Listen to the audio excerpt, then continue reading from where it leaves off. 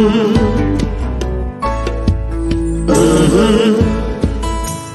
the game gets rough and this life just seems so tough, make we talk, my people, make we talk. When this town becomes an ugly place, don't let it erase the smile from your face. Make we talk, people, make we talk. Conversation is the key, a guiding light for you and me. Spark a talk and you will see. Conflict solver A to Z. World leaders master the art of self-defense just by talk. So people, make we talk.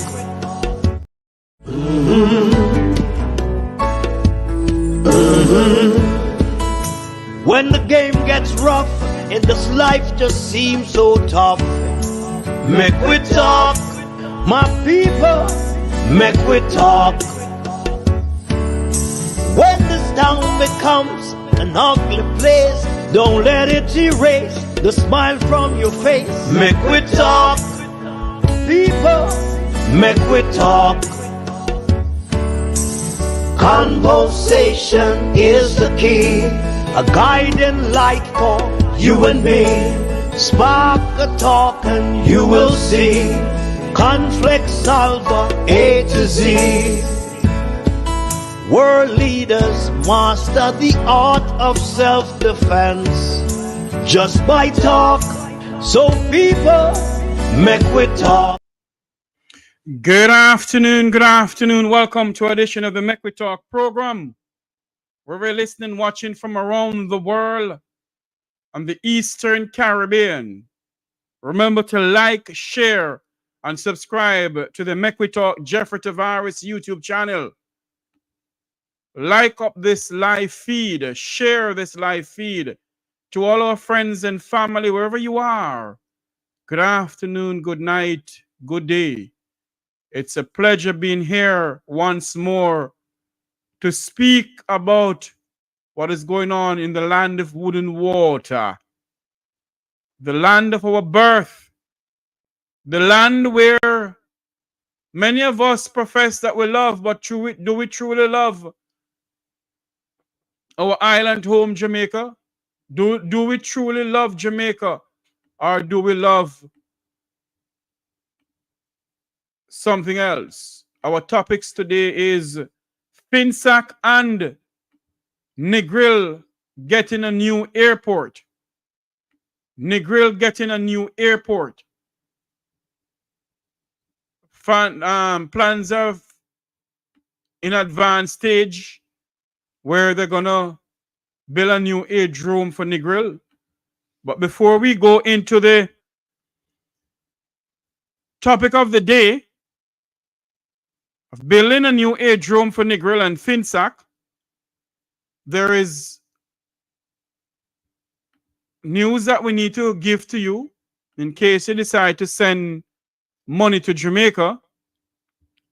The Jamaican dollar has lost 2 cents and will open trading this morning, selling for an average of $159.20 against the benchmark US dollar. The Jamaican dollar has gained 53 cents and will open trading this morning, selling for an average of $117.16 against the Canadian dollar. And finally, the Jamaican dollar has gained 49 cents and open trading this morning, selling for an average of $207.37 against the British pound sterling. So there you have it. The Jamaican dollar has opened trading this morning, selling for an average of $159.20 against the US dollar. It gained 53 cents against the Canadian dollar, selling for an average of $117.16. It gained 49 cents against the British pound sterling, selling for an average of $207.37. That is the financial update this morning, right here on the Make We Talk Jeffrey Tavares YouTube channel. I want you all to understand something. Who on earth is calling me now? I want you all to understand something here. Let me figure out something. Who was calling me? Oh, I don't open the phone line as yet, so please, I need to talk to some people too. But I want you all to understand something here. That when it comes on to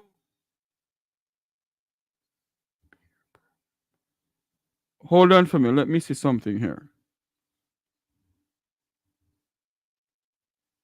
One moment for me.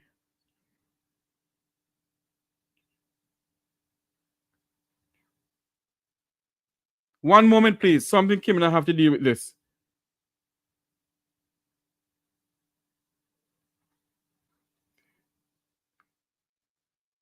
Let me play something here in the meantime.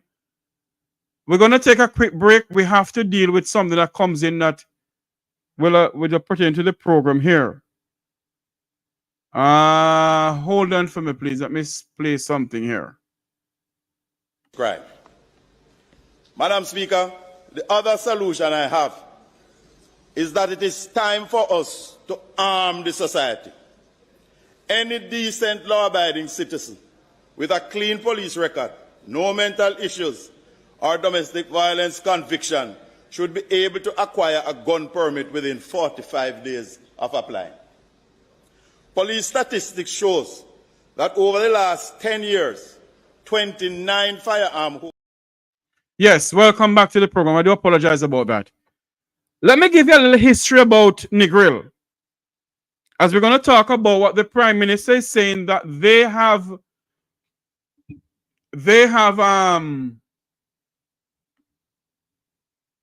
plans are high in advance for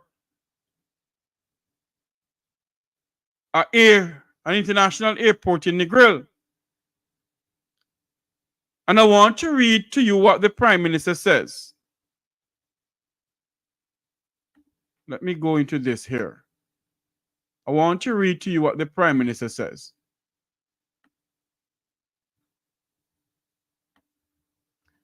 Plans are far advanced for international airport to be based in Negril.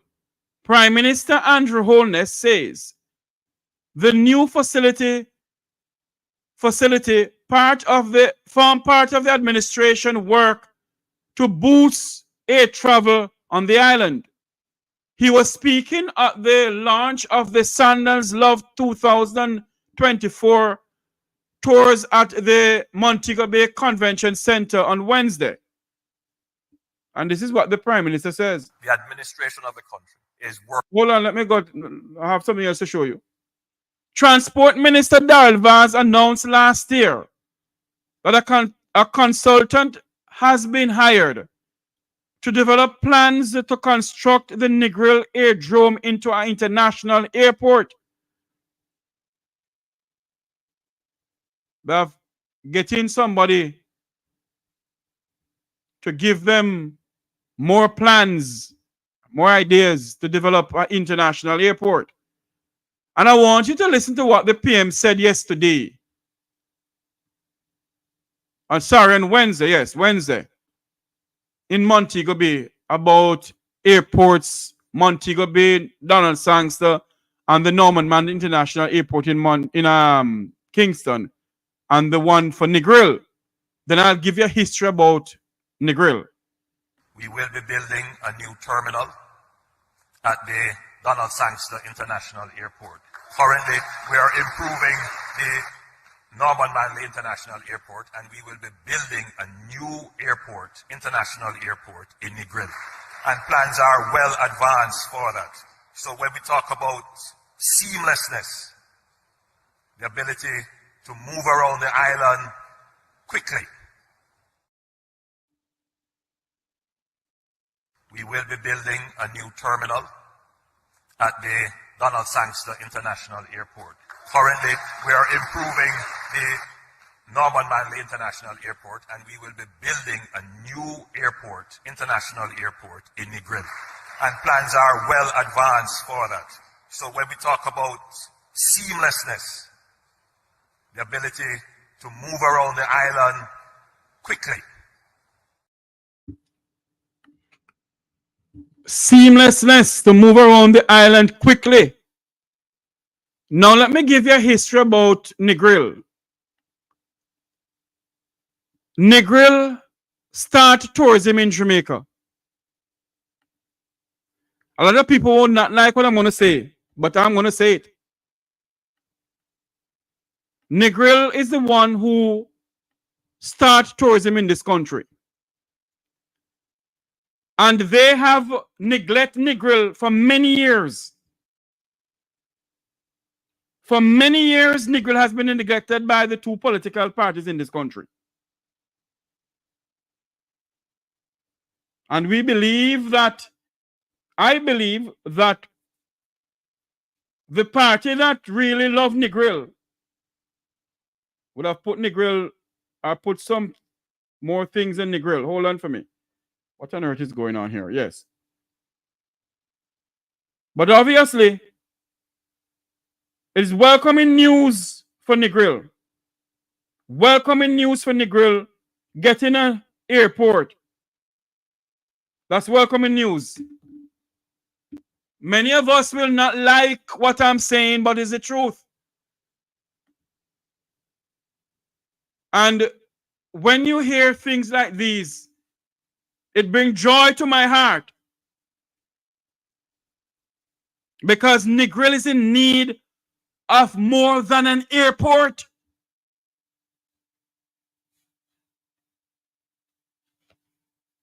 It's all good and dandy that Negril is getting an airport.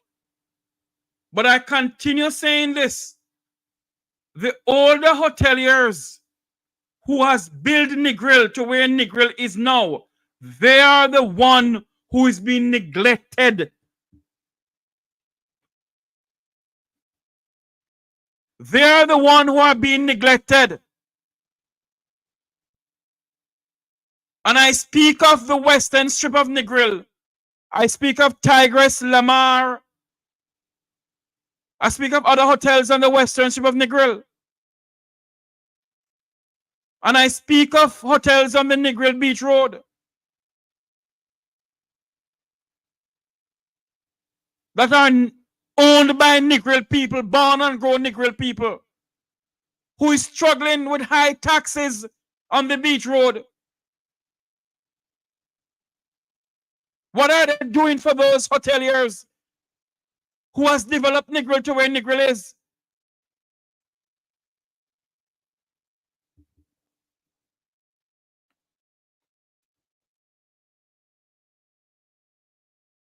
How much millions of dollars is being spent to build this new airport? Yes, it's good for you to do that. Don't get me wrong. But the people who start tourism in Negril,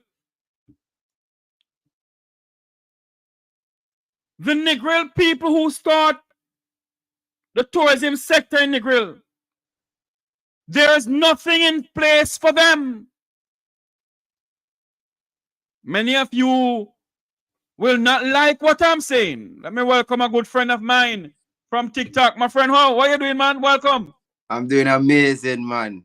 I must say thank you for the work that you've been doing. It's a great pleasure to be a part of your program.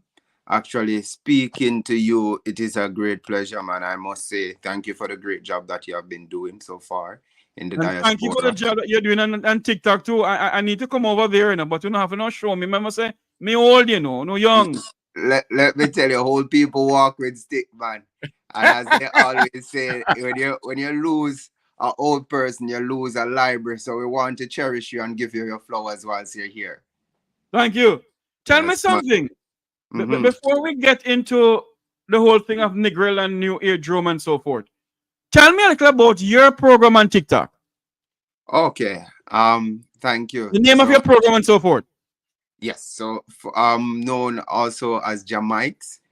Yeah. Yes. I do this purely from my heart and my passion. I have an unwavering love and concern for my country, for the people that we go around and we speak to. It is a great blessing for me to do so, because we know that we deserve better than what we're getting. We deserve change. And even though I have the hot on showing my bright orange, I've never voted. I'm 31 years old. I always stay away from politics because... Are you in Jamaica now? Yes, I am in Jamaica. Okay. Yes. So I have always believed that both parties are the same until I had to go and study for myself. Knowledge is key, and that is the empowerment. So on TikTok, I normally on the live with Dre Bryan, also with Comrade Howard, that they teach about what is going on in our society, and it gives us a bit more insight to what we are about here in Jamaica and what needs to be done. So that is Mike's, that is me. Okay. Let me go back to Negril. Mm-hmm. A lot of people know that I love Negril, and I will not say anything further, but I love Negril. Mm-hmm. And many people do not know the history of that beautiful place, Negril. Many people don't know the history about Negril. Yeah. No one knows when Negril people used to come out of their houses. Back in the days, you're too young for that. When hippie used to come to Negril to go up to the mountains of Orange Hill to get the good sensimania. Yes, I've always heard about it. The good weed. Yes, man. But I travel from Negril to St. Elizabeth to get the good weed too. Nobody knows when hippies used to come to Negril and pitch tent in people's yard on the 7 Mile Beach in Negril. Those are the people. The Arthur's Bathing Beach, the Reynolds, Hidden Paradise, and other places in Negril that help to build the tourism sector in Negril and the tourism sector in this country. Yes. And I must say this without any apology, because everybody knows me plain and straightforward. Like it is. But I'm ready for me lick PNP, me lick JLP. I don't give a damn. I'm a Jamaican. As you should. The People's National Party hasn't done enough to develop Negril in the 18.5 years that I have been in power. Negril should have a cruise ship pier. The craft market in Negril, they move it and put it in a Malco corner. That's not good. Yeah. The craft market was where the Negril Community Center was perfect there. But some genius moved the Negril craft market to where it is now. True. When they're building a cruise ship pier for Trelawney, I asked the question about Negril. Yeah. In the Cayman Islands, what they do is to go out there. They have a makeshift pier in the middle of the ocean. And the boats are bringing the tourists to shop in Cayman, in the heart of Georgetown, Grand Cayman. Yeah. And it's very unfortunate that Negril, the people of Negril, the people who develop the tourism sector in this country, did not get the opportunity to get a cruise ship pier in Negril, where a cruise ship can come to Negril. Yep. So I'm asking the question this morning. It's good to build an international airport, my friend. Yes, true. In Negril. Yes. But what about the people who has built Negril to where Negril is? Yeah. Some of them don't have the ability now or the financial know-how to compete Reap with the the big, benefits of the land. yes, with the big Vumba V hotels. The governments and successive governments forget the poorer set of Jamaicans who build Negril to where Negril is. Yeah. As a young man growing up in this country, sir. Yes, go ahead. You have traveled to Negril. What is your views? Thank you. Thank you for that. I must firstly say that I'm a Guild of English professional butler by trade. I've been in the tourism sector for approximately a decade now, and it is a dying art. It's a dying art, and it has bring little or no success to the Jamaican people. Remittances has done way more than tourism has done to Jamaica. In terms of the airport, it is a welcome initiative. Well, not a welcome initiative, but it's a welcome thought, because we have to hold this government accountable. And what we have seen in the Jamaican space, that he makes a lot of promises and that he hasn't fulfilled many of them. So even though he says this, again, it can be a PR stunt, because he has been doing that. And you said that both political parties have left Jamaica wanting, and left Negril in particular wanting, in terms of development and infrastructure. And I have to agree with you with that. There's much should have been done, could have been done, and much need to be done in this time and space. And we're looking forward to the development of tourism in Negril area, and not just tourism where the investors can benefit.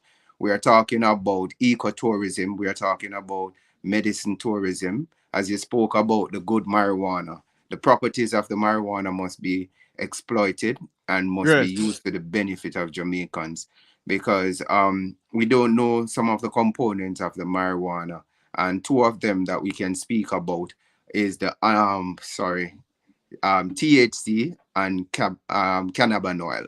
So the THC, which is the tetrahydrocannabinol, that is the one that it make you hallucinate, gets you high. And the CBD cannabinol, that can use for pain relief. Marijuana can use to also for building houses. So it can replace the solution cement, and it's way healthier because it's coming from plant. It's known as hempcrete, and hempcrete is breathable. It is flexible when we think about construction, in terms of we being in a tourism, hurricane prone area. So there must be investment in the people of Negril to know first, by educating them so that they can know how they can utilize their skill and intelligence to make money for themselves. I go back to say, yes, tourism is a dying art, because I butlered Ed Bartlett twice, which is the Minister of Tourism. He has never tipped me once, and he knows what a butler does for a living. This thing where they're having a lot of tourism workers on contract, it is degrading to the Jamaican people, because how are you going to go home and tell your family that you have a job for 6 months? I think that is disrespectful. I've been in the tourism sector, and I've seen that Jamaican people are coming to work and saying that they will have to choose which child they were going to send to school today. And that is a crying shame. Yes. I see a lot of them coming, and they're begging fears just to come back to work. So I say tourism in its current form, it's not beneficial to the Jamaican people, and it is more exploiting rather than adding to. So again, we celebrate you and many others that are in the diaspora that takes up the mantle and talk about the Jamaican people and what they're experiencing. And as I said earlier to you, that we don't just want the diaspora for our shoes, some food, and some clothes. And I know why the diaspora is reluctant at this moment to do major investment, because our banking sector is not good. or Yes. social space is not good. We're currently under a corrupt government that has not listened to the people, that doesn't care about the people, and it is a crying shame. So we look forward to the days when the real people who contribute to our economy. It is so crazy that when the tourists coming in, we set up all of these bands and singing and dancing and all of that for the tourists. And when our people come, we're harassing them. We're treating them disrespectfully. We should be elevating our diaspora members because they are the ones that have been contributing. I will rest there for more, and I hope that I covered your question about my feeling about Negril. Yes, you did. One of the reasons why a lot of people know me, a lot of people know where I'm from and everything.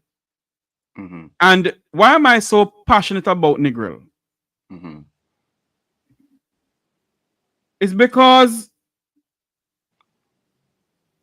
I am from Negril. Okay. Let me make it clear. Yeah. Didn't want to do it, but I have to do it. I'm from Negril. Yes, man. Be proud of it, man. Negril is beautiful. And I'm proud of where I'm from. Yeah. Very proud. But I ask the question again. They all are building all of these things. They want to build an airport for Negril. Negril is in Westmoreland. Negril is adjoining between Hanover and, when you look at it, the aerodrome is on the border of Hanover and Westmoreland. It's a big morass area. Yeah. And I keep on saying this. It's good and dandy to build an airport for Negril. Yeah. But that money you're going to use to build the airport, couldn't you get some more money? And for those struggling hoteliers who can't afford to be all-inclusive, those struggling hoteliers who can't afford the palms and pageantry of the people of the Vumvava and the Vumvavi. You don't understand from my word. That's so much I know it. I've been listening to you. I know that it's a high-class society. The one that push up their nose. Yes. When you have hoteliers along the western strip of Negril, western Negril, the Lawrences, who Tigress gone down, I not blame government. Yeah. In a sense. But we have to blame them because they did not do enough. Yeah. For the poorer class of people who push the tourism sector in Negril. And I can go on and on and on and on about the tourism sector in Negril. Yeah. And why is it that they did not do anything enough to make sure that those who start the product, those people who allow the hippies to come into their space, to pitch their tent, sometimes for months, the Germans will come down there because they want to feel the sunshine and they want to feel the good sensimania. And they want to feel Miss Jenny Rona Weston, that particular cake that the good sensimania make. I hope YouTube not ban me. We have to talk about it. It's a plant. You see? Yeah. We have to talk Those about are the people who put Negril and Jamaica on the map. Minister Bartlett, Prime Minister Holness, do something for the poorer set of Negrilians who has developed the tourism product to where it is. True. And the people of the Vumvava and the Vumvani and the highfalutin names in Jamaica put Jamaica to where Jamaica is on the tourism map is the people of Negril, the Samuels, the Arthurs, the Lawrence, Yeah. the Reynolds, and I can call on and on. And the people of the Vumbavon and the Vumbavi, Mm-hmm. the Thompsons. Those are the people. And when I speak about the 7 Mile Beach, I remember when the hippie used to come down there. And they don't want to eat anything else more from your, they want to eat from your kitchen. Yes. They want to taste the roast breadfruit and the curry chicken back. The roast yam and the salt. And the roast yam. Negril was well known for breadfruit, coconut. Until some big somebody from overseas tell them say the coconut is and start burn up the coconut them. Wow. Anyway, no, that's another topic for another day. Those are the people who build Negril and Jamaica tourism sector to where it is today. True. Those are the people. Go ahead, sir. Thank you. We're facing a major problem here in Jamaica, and the cry of the people is true and sincere. It's nothing that we want to come and spread lies about the government. When we come out here and speak, it's nobody paying us to come out here and speak. We speak because we have a heart for Jamaica, and we have a belief, an unwavering belief that nothing will muzzle us or deter us from speaking our truth and speaking the reality of what we're facing.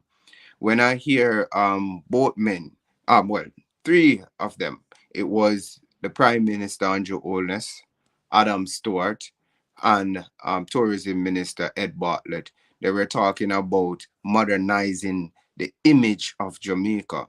Why they're talking about this and campaigning about this is because tourism sector is dwindling, and they know it, but they don't want to say it.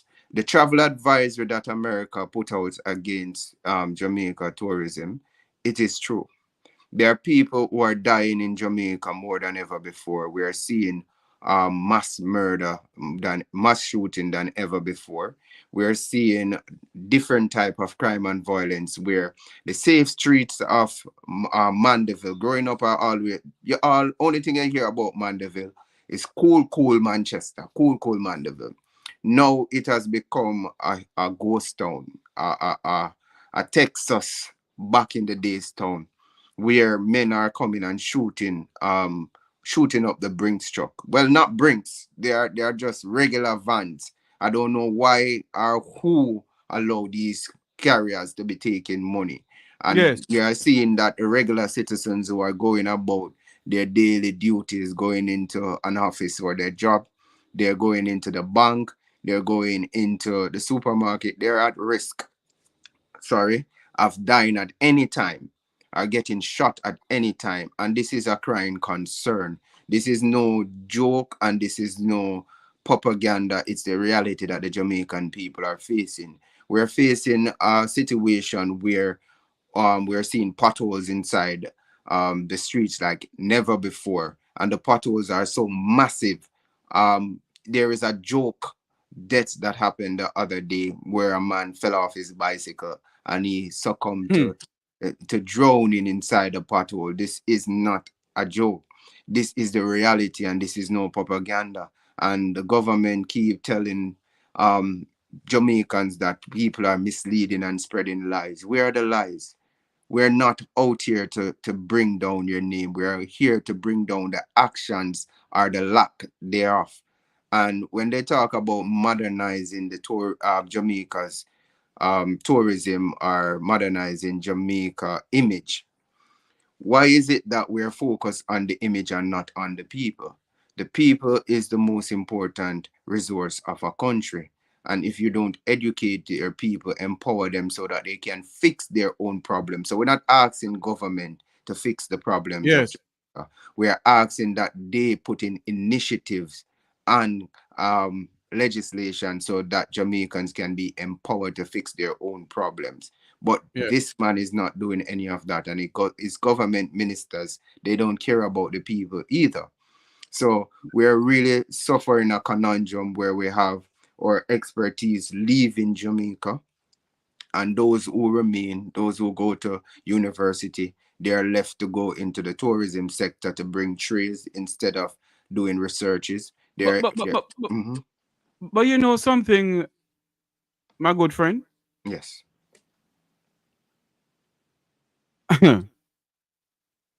You know, all of these hotels on the 7 Mile Beach in Negril and all around Jamaica, in the Cayman Islands, the government of Cayman makes sure that the people of Cayman come first. Yeah. If you come to Cayman to open a business, you have to have a Caymanian partner. Yeah. You believe that if the Chinese want to build anything in Cayman, Yeah. that you think Cayman would allow them to bring their own workers come there? True. Why am I saying this? The geniuses who are running this country, who them go Harvard and all those schools, where the little dirty foot trousers boy and girl who live below a crossroad can't go. When they're signing deals in this country with these vum-va-va-vum-va-vee hoteliers, they sign deals for them to bring their own workers come here. Yes. And treat the Jamaicans as if they are nothing in their own country. Yes, true. Seeing it happen firsthand. And I know for a fact, because I had to get involved in something the other day. And I told them on no uncertain terms, I will report them to the Human Rights Organization in the United States. Because obviously, those people who are put to govern this country profess that they love the poor people of Jamaica. Love us where? When you have hotels and a government who allow hoteliers that we're on some contract work, and yet they have the audacity to be telling the Jamaican people that unemployment gone down to tira, nira, mama. It's a shame. What they take with us? Some bunch of kuno. It's a shame and disgrace. It's a real shame, man. When you have government selling off watershed lands to the Chinese, all in the name of road, 800 luxury houses to be built on the land in St. Anne's, when our people have water in them pipe. Marcus Garvey land. Huh? Marcus Garvey land. And our people have water in the pipe. Is no this respect to our heritage. Pardon me? No respect to our heritage. There you go.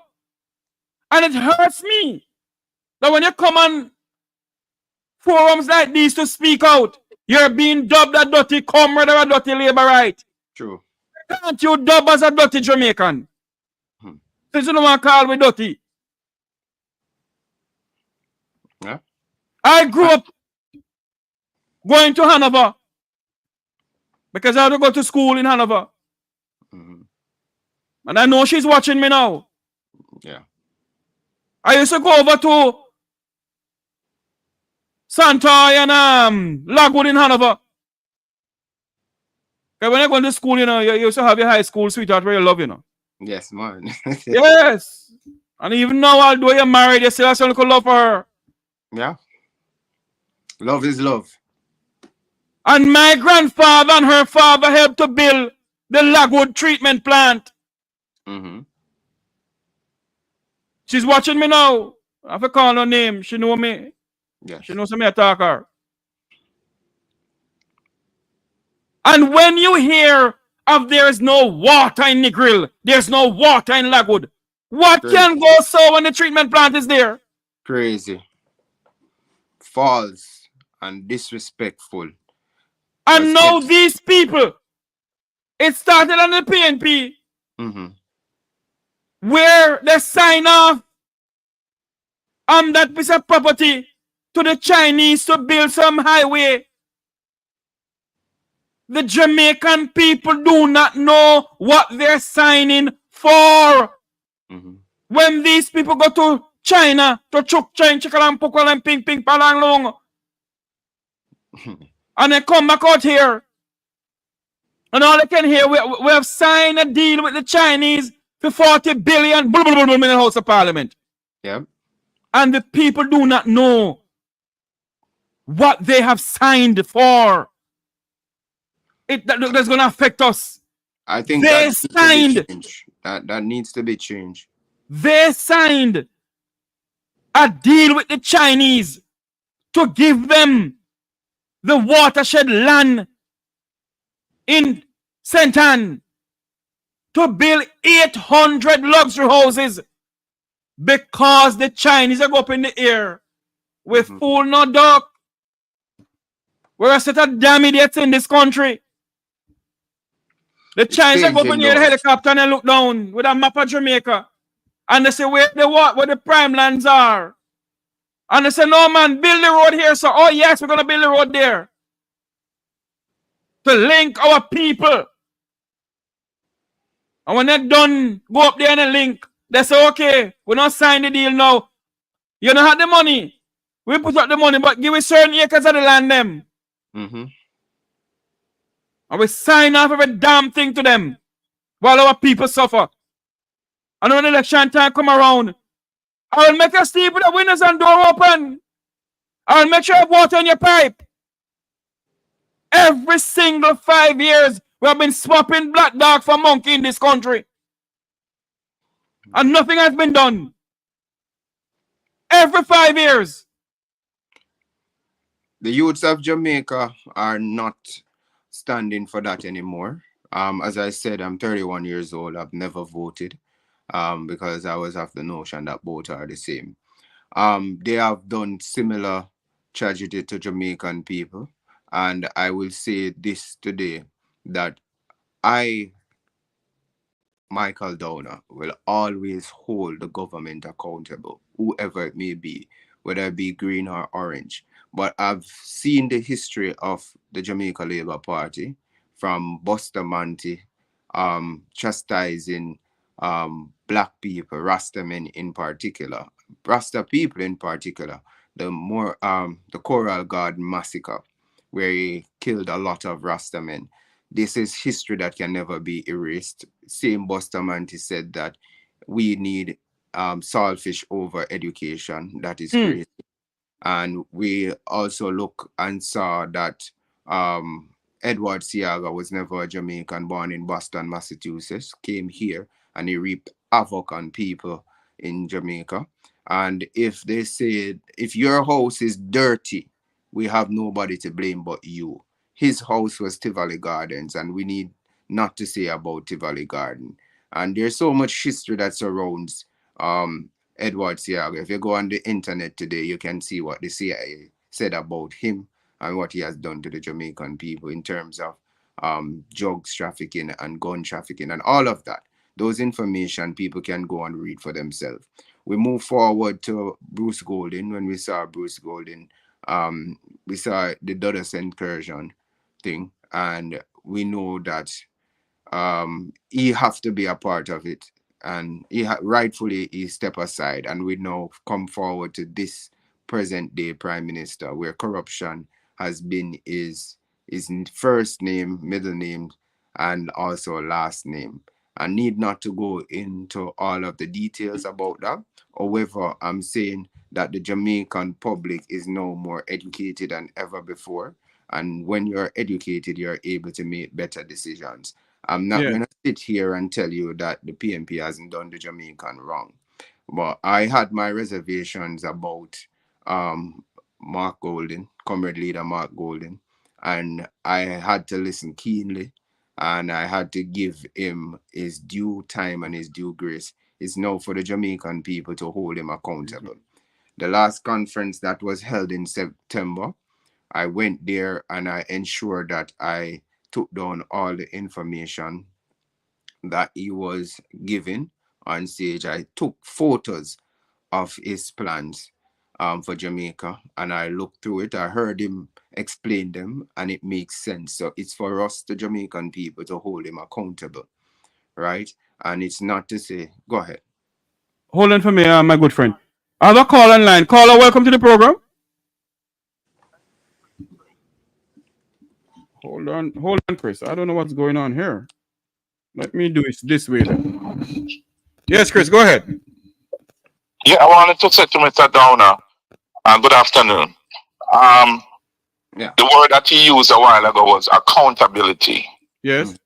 And you can only hold a person accountable, or an institution or a government accountable, if you know how.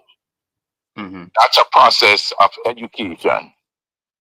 An ignorant person, an uneducated person might be able to in some case, but overall, if you don't understand the process that holding a government accountable, then it won't happen. We have to empower the Jamaican people to take control of the country and stop acting like they're slaves and serfs. And that is what has been cultivated for decades by politicians. They want to have ignorant people, and this is why they get rid of free education and stuff like that. They want to have the people in the garrisons, because politicians cannot control educated people. Yeah. They can't do it. Poor leaders. They control hungry and uneducated people, which is what we have done in the last 40 years. We turn our back on the free education that Michael Manley offered, and that was the only way to have taken the massive amount of poor people we had in Jamaica and rise them above the station. If you look at Singapore, Botswana, all of these successful countries that have risen above their station, it was through education, even China. Chris. So you can't tell a person to hold a government accountable when themselves don't even know how to use the mechanism to do that job. Yes. Chris, I want to ask you a question, and then you can see if you want. But I also have Luke George Cook, human rights activist, on our program here this afternoon or this evening. Chris, your views on they building an airport in Negril when the people who helped to build the tourism sector in Negril, they haven't even gotten an iota of help. Some of the hotels are closed down. Some of them are rotten down. High taxation on the 7 Mile Beach in Negril, killing some of the people who born and grow in Negril. Go ahead for me. We have never supported our local industries. As soon as somebody come calling, we sell them out. Okay? And we don't produce anything in Jamaica anymore of substance. I think we export maybe $500 million worth of goods, and we import billions more. So we will never dig ourselves out of the situation. We're spending far more than we earn, which is basic economics. But Jeffrey, we know that there's a history in Jamaica. So Chinese is the latest group of people who have come into Jamaica and raped the country and leave the poor poorer. Not any better than they came in, but poorer. Them come in now and I set up with them business all over Jamaica. And the black people, they're still poorer than when they came. Okay? So we know that the people that run our country, our politicians, don't have the local, especially black people, at heart, because they sell us out. Every island in the Caribbean that I know of, you better, when you go in there, you better have some work permit, and they will vet you before they come. Yes. Not Jamaica. Not Jamaica. Anybody can come and replace a local worker and pay them whatever they want to. There's no rules in Jamaica. As my grandmother always Everybody knows that. As my grandmother always say, Christopher, and my good friend and Luke George Cook. My grandmother always tell us, sick, lame, and lazy can't come down here. Don't have very donkey. we know when you have 28 bank accounts, you're too busy around your business and I get rich for it. Really have any, attention to what people hire to do. As a business person, I know to run any kind of business of that magnitude, your attention not going to be on your side hustle. It's going to be on your main thing. Yes. So the Jamaican people have been abused for decades. They have been brainwashed. It's almost like an abusive relationship where people brainwash them, abuse them, and keep them just enough alive so them can get them some crumbs so them can go vote every election and do them bidding. It's a disgrace. As a Jamaican, I look on it really make you feel shameful. Mm-hmm. And then them come out and them talk these nonsense. Mm-hmm. Mm-hmm. These nonsense to the people. And you look on and you see, what I see them don't see. Them don't see all these ghettos with all of these people trapped in them for decades can't rise above them station because them can't get access to education. And that would free them from that poverty. And it's what we seen, what them can't see. And every 5 years they come with all sort of damn nonsense and get the people to vote for them. Jeffrey, I'll tell you something. I've never been asked for more help. Jamaicans in all my 60 years and all my 40 years in the US, as I've done in the last year or two, Jamaicans are struggle. There's always a few people that go and do well, but the vast majority of people is struggling. They're trapped. They don't see no way out. The youth are violent because you don't give them no option. Out of prison and locking them up. You just going to have more coming behind them because hopelessness is what driving criminality. Yes. Chris, I have Luke George Cook want to come on in here. Luke, welcome to the program. Yes, Jeffrey. Hi. Good afternoon to you, man. How you doing? Chris, you can send me a message, please. Because I know me hear you out the story. But look here, Jeffrey. Chris said right. The people of Jamaica are so abused. I really feel compassion towards them because you can't curse the Chinese. The Chinese take advantage of opportunity that your government don't basically train your people to take advantage of. Anybody right now who have a brilliant idea and have the venture capital like Chris can come into Jamaica and start a business, and maybe that's what he needs to do and use his business as a means of educating his worker. Because the truth of the matter, nothing is going to change with this group of politicians that we have. I mean, they talk a good talk on day one as to why they want to change certain things. They talk about their love for the poor and the dispossessed. But the truth of the matter is that the speech and the actions are totally out of sync with each other. And it is the Jamaican people who are now facing another general election whenever the Prime Minister figure more than less that him feel comfortable to call one. And it amazes me that people don't remember that the Prime Minister in his inaugural speech says that one of the things that he was going to leave as part of his legacy was that we would have had fixed election day to take care of this. Kick the ball down the road until I feel ready to do it. And he has never done that. Outside of the promise that we would have slept with our doors open, which we know that was just for pontificating to the audience, because to solve the crime problem, as Chris would said, I came upon a very interesting piece of literature where a man in Miami, in one of Miami's most troubled area, was a millionaire who took $12 million and he made sure that. So George, I want to George. Yeah. I just want to touch on one thing that's about the Chinese. Yes, go ahead. And I was in Jeffrey. I went to Panama. Yes. On vacation. Do you know that you cannot go into Panama and work Because the job that you apply for, if a Panamanian do not get it first, they will not allow you to come in and get that job if a Panamanian can do it. But That's Chris, in Panama. but Chris, Yeah, but Chris, Chris, what Chris, we feel again, hold on there, Jeffrey, against that backdrop, and that, me just agree with you. Who in Jamaica is going to state that if a Jamaican can fill this job, then we're not going to give it to another national? Basically, I'm agreeing with you, Chris. Recently, I heard the head of a particular movement and the chief executive officer said in JMMB that Jamaica has a ton of job, but it's high skill work, and we don't have high skill trained people to fulfill those jobs.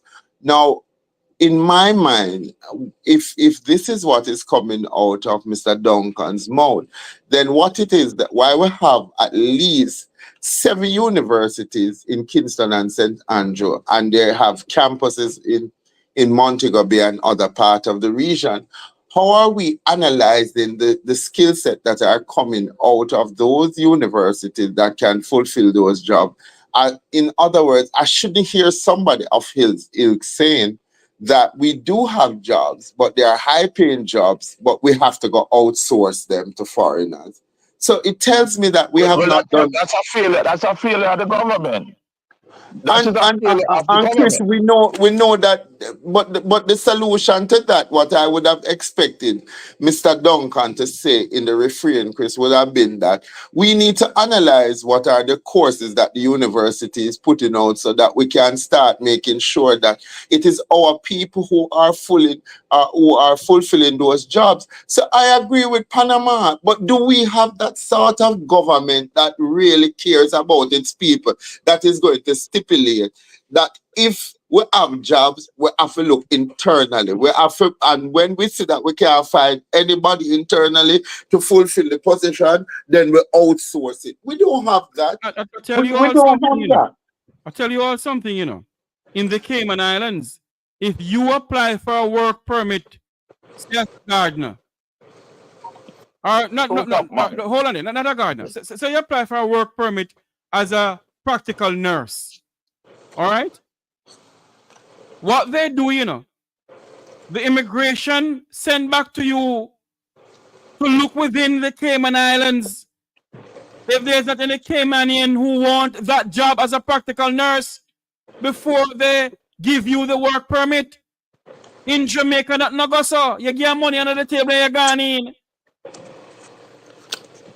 And that is why I'm asking the question, is it feasible for them to build an airport in Negril when the people of Negril hasn't benefited enough from the tourism sector in this country? And it's not just that it's not feasible, Jeffrey. It's also the level of apathy that the Jamaican people are feeling. You know, sometimes we talk about why they're not standing up. Jeffrey, how is it that I've never seen this before? We're hearing you. Yeah, I agree with what George is saying. The problem is we have to go back and empower the people because they don't understand that the power lies in their hand.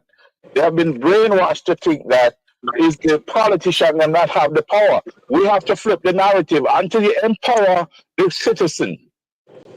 Then it won't work. What we have now is a top-down situation where politicians dictate and tell people in the country what they're going to do for them. No, it should be the other way around. And until you change that narrative, we're going to always be like dogs chasing our tails. And them set up a system now, Chris, where me never hear no politician send for blogger. So if you talk nothing in Jamaica now, them might use the own state now for pressure you. There is nothing called freedom of speech. Me and you depend this now. And the last thing me hear them say, them they go censor a lot of these radio talk show program. And I'm sure that Jeffrey would have been one of the first one that them would have go off for because people like you and I, then if you start to censor people who have an opinion that might not suit your opinion or it might not suit your political administration, You censor us because you figure more than less that you can silence us and keep us from saying our own piece. And a lot of people become nervous and they're afraid of it. I mean, Jeffrey get called from Field I think Family. the greatest challenge Jamaica face is that we have an uneducated mass of people that really cannot contribute much beyond certain kind of work, and they're kind of trapped in the poverty of that situation, and we can't do anything until we change that.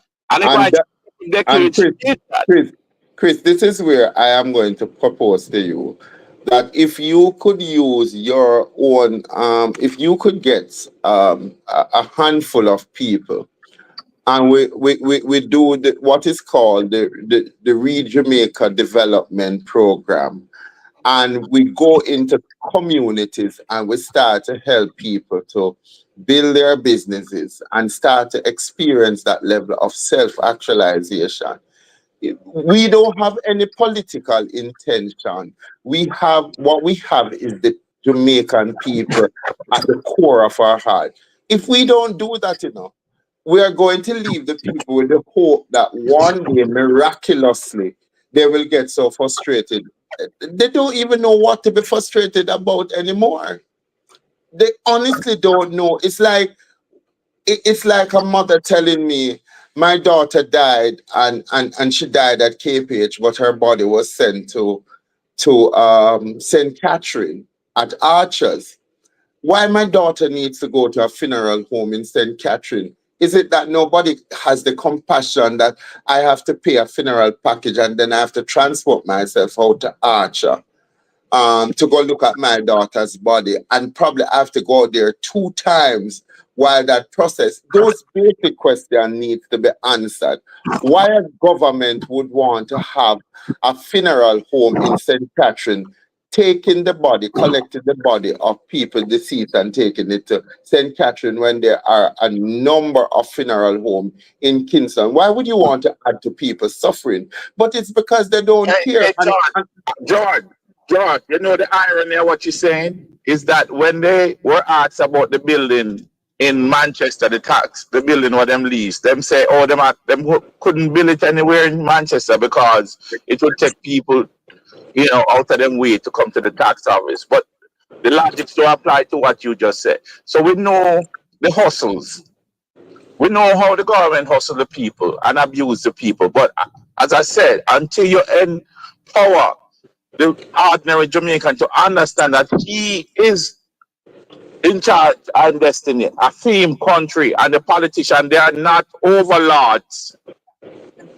Okay, they are employees of the people. We must switch the narrative. We must empower the people to take back the power from the politicians. Yes. They're not doing us any favor. Yes. They've collected our tax money that we work for. And Chris, may I agree with you?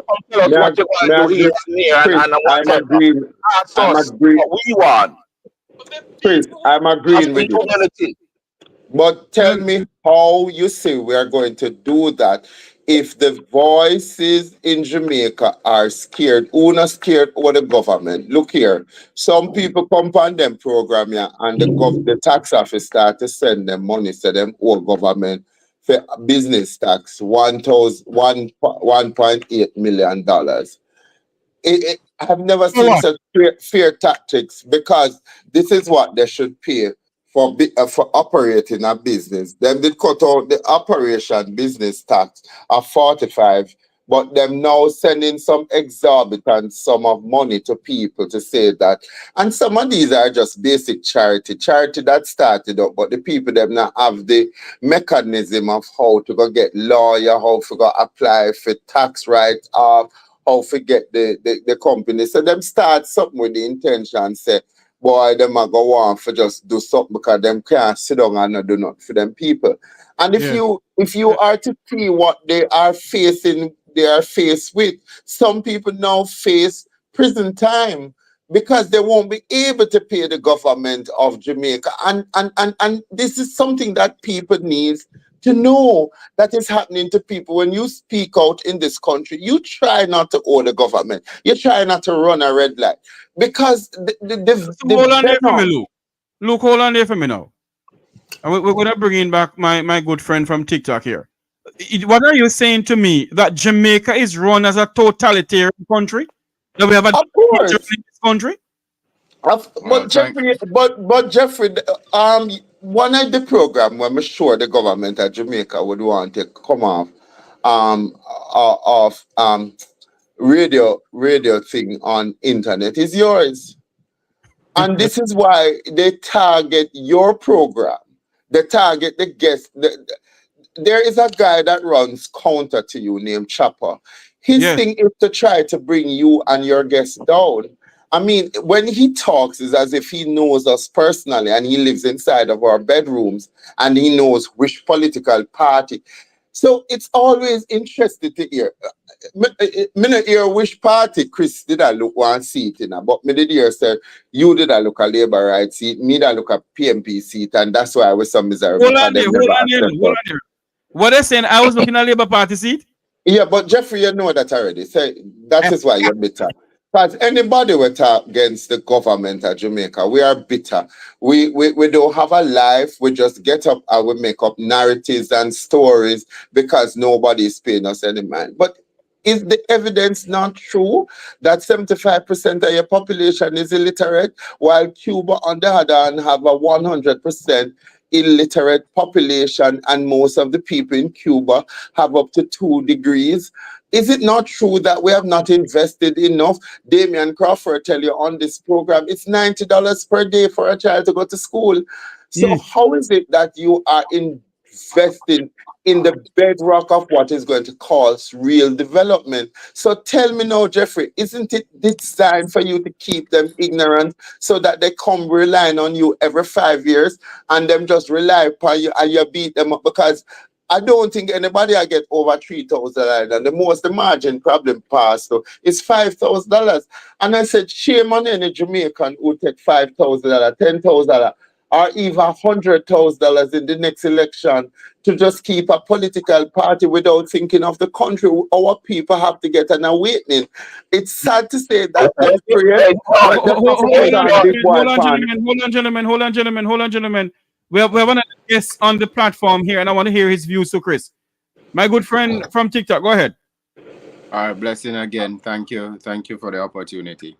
I heard us speak, and I know that the history of politics in Jamaica is not good. But when I see the politics as a whole and the history, I dissect it. We have to compartmentalize. Yes, both parties have done us wrong. But I'm here as a living testimony to say, you know what, we have hope, we have aspiration, and we are able to hold government officials accountable. Yes, it's up to the educated to hold the government accountable, but let me tell you, every individual count. And holding people accountable, for example, when the Prime Minister said that is going to pass the impeachment bill. He did not pass that. We hear that as Jamaicans. Any man can tell you about that. When he said that he's going to bring big companies to rival JPS, when we see JPS right now stepping in the throats of Jamaican, metaphorically speaking, in terms of the high bills, right? When he said that he's going to give job description for the MPs after raising their pay. And councillors. Yeah, and the councillors, and we don't see it, right? So we can't hold them accountable. And judges got paid. Judges got a big money. Sorry to cut you. 100% increase for the judges. Yeah, and no, we can't get no justice out of the court.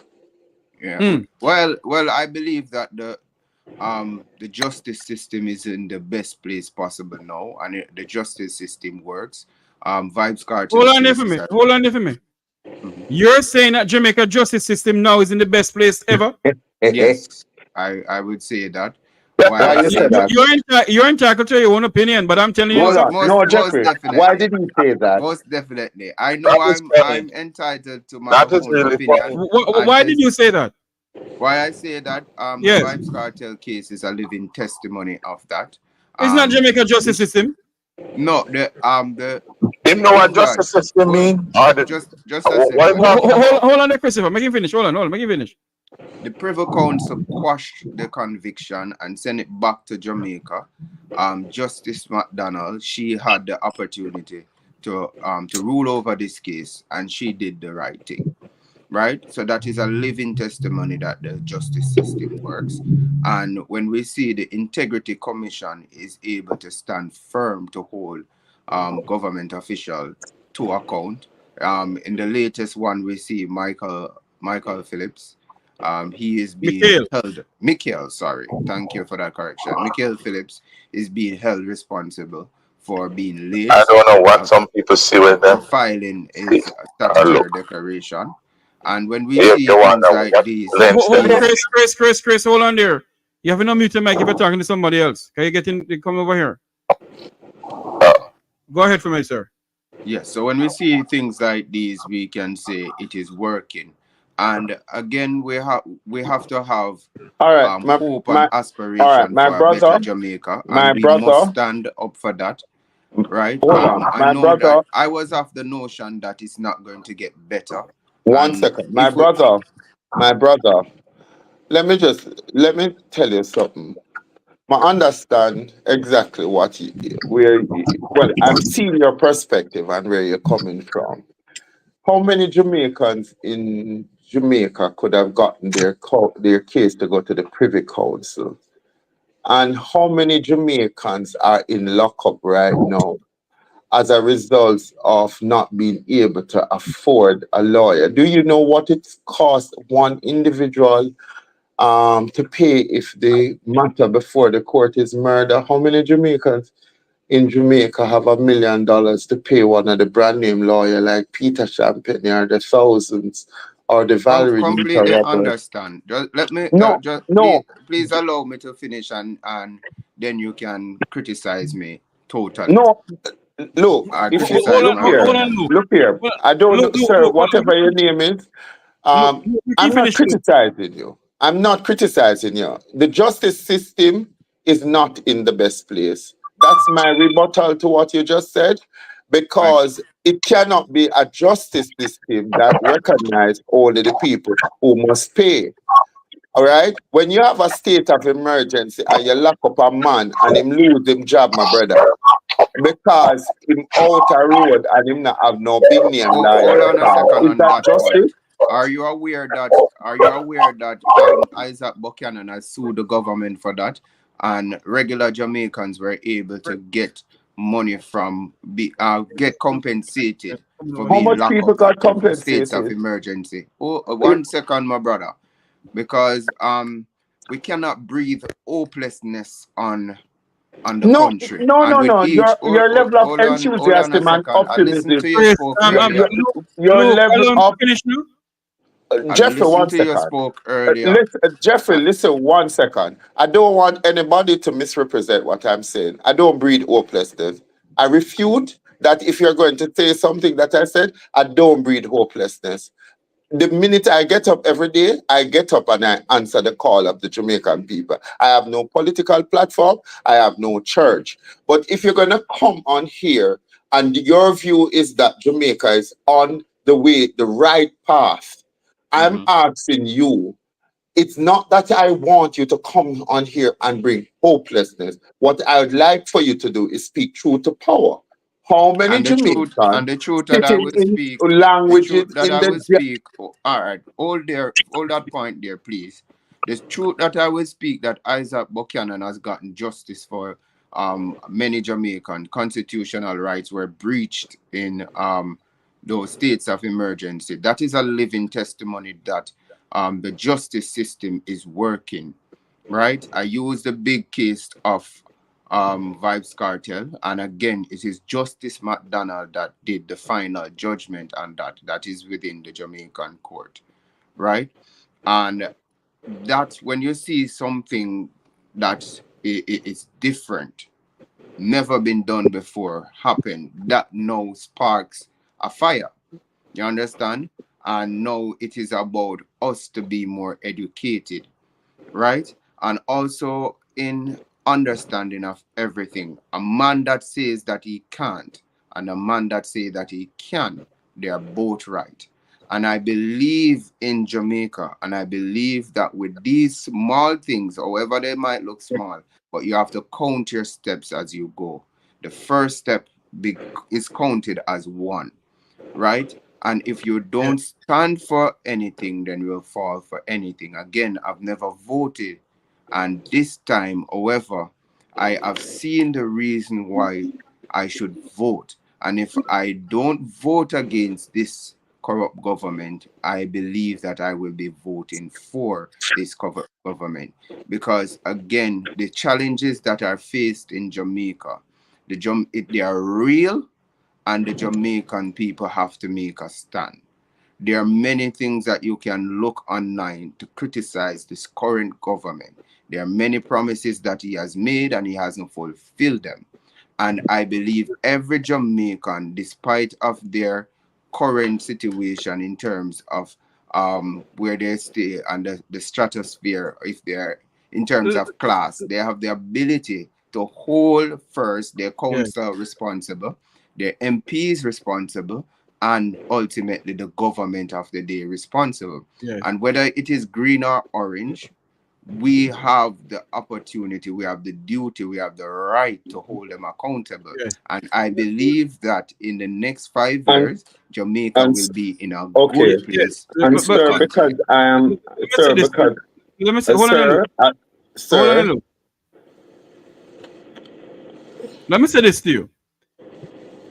You believe that Jamaica justice system is working. It's good and done, as I said, you're entitled to your own opinion. I pray and hope that Donna Lee Donaldson's mother will get justice for her if this justice system is working. Luke, go ahead. I'm not saying that it's perfect, you know. Sorry, Jeffrey, the premise of this argument is, to me, is egregious. Because while I want to encourage hope, and hope is something that why I'm still sitting in Jamaica and not in one of the other countries of the world. But I am simply saying that from my perspective, having to go to prison to visit people, having to go to lock up and to see the inhumane conditions of people, having to see people in there, yes, I am going to celebrate with my brother, my young brother. But I would say to him, spend some time going around to prison, going to the courts and sit and listen to how these lawyers and judges speak down to their clients, how cases are extended. For instance, the matter of the young man who was put before an ID parade where the police took his picture while he was in custody at Duenipa, no charge for murder, no having his life to be curtailed where he has to be visiting a police station 2 times and him can't out a road. He's a truck driver, so you know that film job take him 24 hours right around the length and breadth of Jamaica, and he has had to find $2 million. And Justice Sykes, when he presided over the matter in St. Mary, told the young man that it had to be put back to 2025. So his life is on hold until 2025. And although the footage now clears him that says he was in Kingston while this murder was taking place. So I'm celebrating that Justice McDonald could have free Vybz Kartel because the courts recognized they were complicit in what they presented to the higher courts. That is what saved Vybz Kartel after 13 years. Brother, don't forget that 13 years. And I am not going to even get into the Vybz Kartel matter because I am not the prosecutor. May God judge Vybz Kartel. But the fact of the matter, there were people who have died in this country. There was a man who died in the lockup down at down near to the Palisade.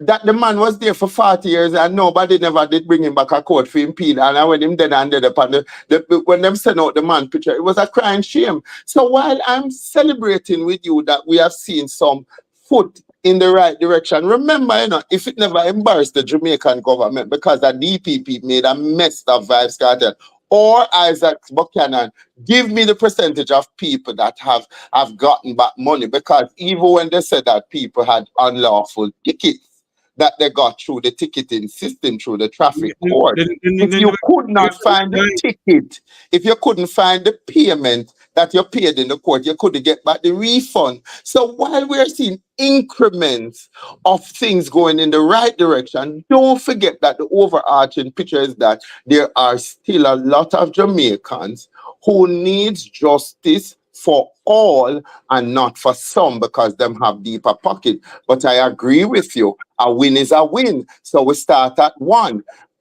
I think you're misunderstanding me. Hold on for me. I don't want us to drift away from the topic of the day. And that's about Negril getting an aerodrome and FINSAC. Don't drift away from that. Finish your point, then I'll get Chris to come on back in. Go ahead. Yeah, I think he's misunderstanding me when I said that Jamaica justice system is in the best place right now. When I say best place, I'm saying coming from where it was to now. The cases. Look, Jeffrey. Sorry, I don't know why Negril gets in our next airport, because poor people can't travel. Them can't spend the money and do something else. But look here. Me not do this. Me not do this with nobody. Me not misunderstand nobody. A justice system that does not recognize the right of every Jamaican, where people are just targeted randomly in communities because those communities are poor into the community. And not just this, that. The fact that the fact of the matter is that you apply for a police record and it take you 1 year. So your life have to stay in a shambles. Right. We need justice for everybody. Yes. And we need it right across the board. We need lawyer fee for if somebody know for check the lawyer fee them, why them are charge people so much money. Look, I agree with you. We're gonna speak about that for a different day. I want us to focus back on Negril. That is why I have the program today. To focus, and all what you're saying is a fact truth. I don't want us to drift away from the topic of today, because the people of Negril are facing problems. They're facing the bands of hell when it comes on to high taxation and the 7 mile beach. Jeffrey, you see the slap where them getting a Negril. The people them can't get water. Them had to go out on the road. Milton Samuda called the Vale Royal meeting and lock out the people them and only attack to a selective few. It affects everybody in Negril, why the people out there that we saw, even white Americans and people from other races out there lobbying for water. We not hear so the water system get fixed in Negril. What we're hearing is that Jamaica is so important, and we are getting this vast amount of tourists flying into the country, that what we need is another airport. But tell me now, how does that make the cause and effect work? Will we improve the schools out of the high amount of revenue that we're getting from the flights coming into Jamaica through the tax system? Will it be fixed in the hospital? Will the roads be fixed? Will housing be fixed? Will we be addressing climate change? Yes. Will climate change... The point is that we really don't know how the powers that be make the decision that are going to bring solution to the long-term problem. The murder rate is out of whack. And yes, while we need investment, we need to come up with some comprehensive solution, because there are millions of Jamaicans living in wholly parts of the world, Jamaican live, who are afraid to come home because it seems like we can't get our crime rate. And it has to be collective security. For surety, our people have to speak truth to power. But here's what is true. It is not an encouraging day when we have the head of the house under investigation by the Integrity Commission. my little brother just said a while ago, and I'm glad for him optimism. I'm glad for hear one young man attack. So all when him thinks I'm misunderstanding. I love him optimism. But remember, you know, while the Integrity Commission are Luke, bringing to do not go back to there, man. Stick to Negril. sorry, I cannot be a commentator. That Yeah. all right. Negril want. I hope that the people of Negril get water and they get better healthcare, they get better housing and better roads. I think that and that the security issues in Negril are worked out. Negril is one of the highest points of where scamming is taking place. I hope that by the time the government is done, everybody in Negril will become a true saints of the Jesus Christ, the Most High. Because again, too much Band-Aid is going on the festering problem.